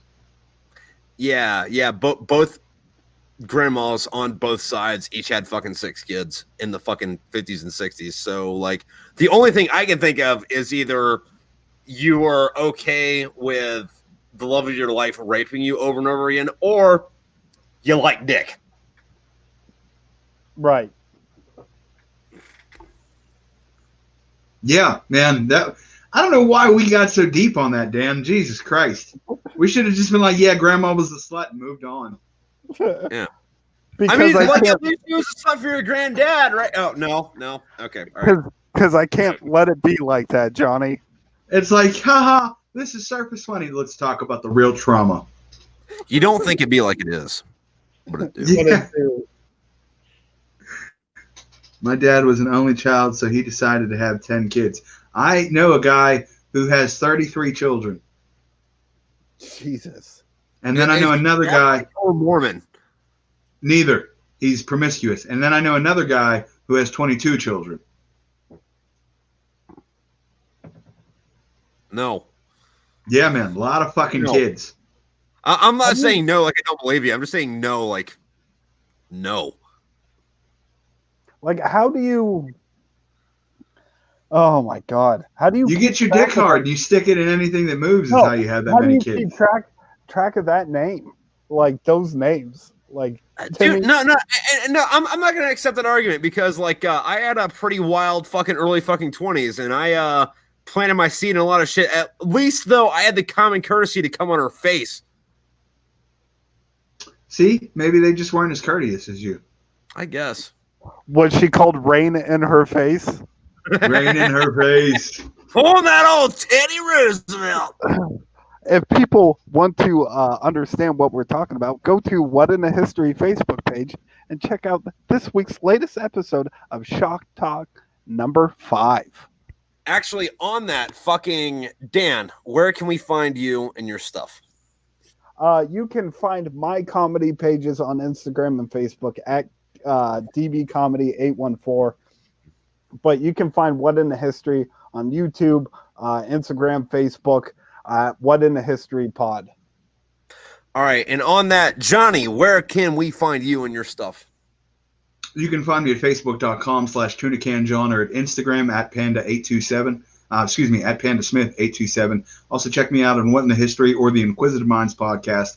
Remember, it's spelled a little bit differently. INQUIZATIVE Minds. That's on Facebook. We're on all streaming services, Spotify, Apple, all that jazz. We have a YouTube channel. Check us out. Snapchat, fucking Instagram. Find me somewhere. And on that, I will say that I listened to both these fucking podcasts, and I think they're fucking a hoot and a half. Oh, thank you. Thank you so much. What I think that means. But on that, ladies and gentlemen, Dan, Johnny, we're coming up on the 3-hour fucking mark, and that gives us about, what, 5 hours tonight? Ish. Yeah. Whenever I get you both in my basement and there's not a fucking option to like go fucking like fuck it, I'm gonna go to sleep. We'll do a fucking all fucking nighter, and then like whoever hangs, whoever don't go sleeps in the fucking garage. Challenge accepted. All right. Well, ladies and gentlemen, thank you for fucking listening. Dan and Johnny, thank you for fucking thank you for having us. Part 2 of what was supposed to be your much. podcast that I did not totally hijack. And everybody, everywhere, have a good one.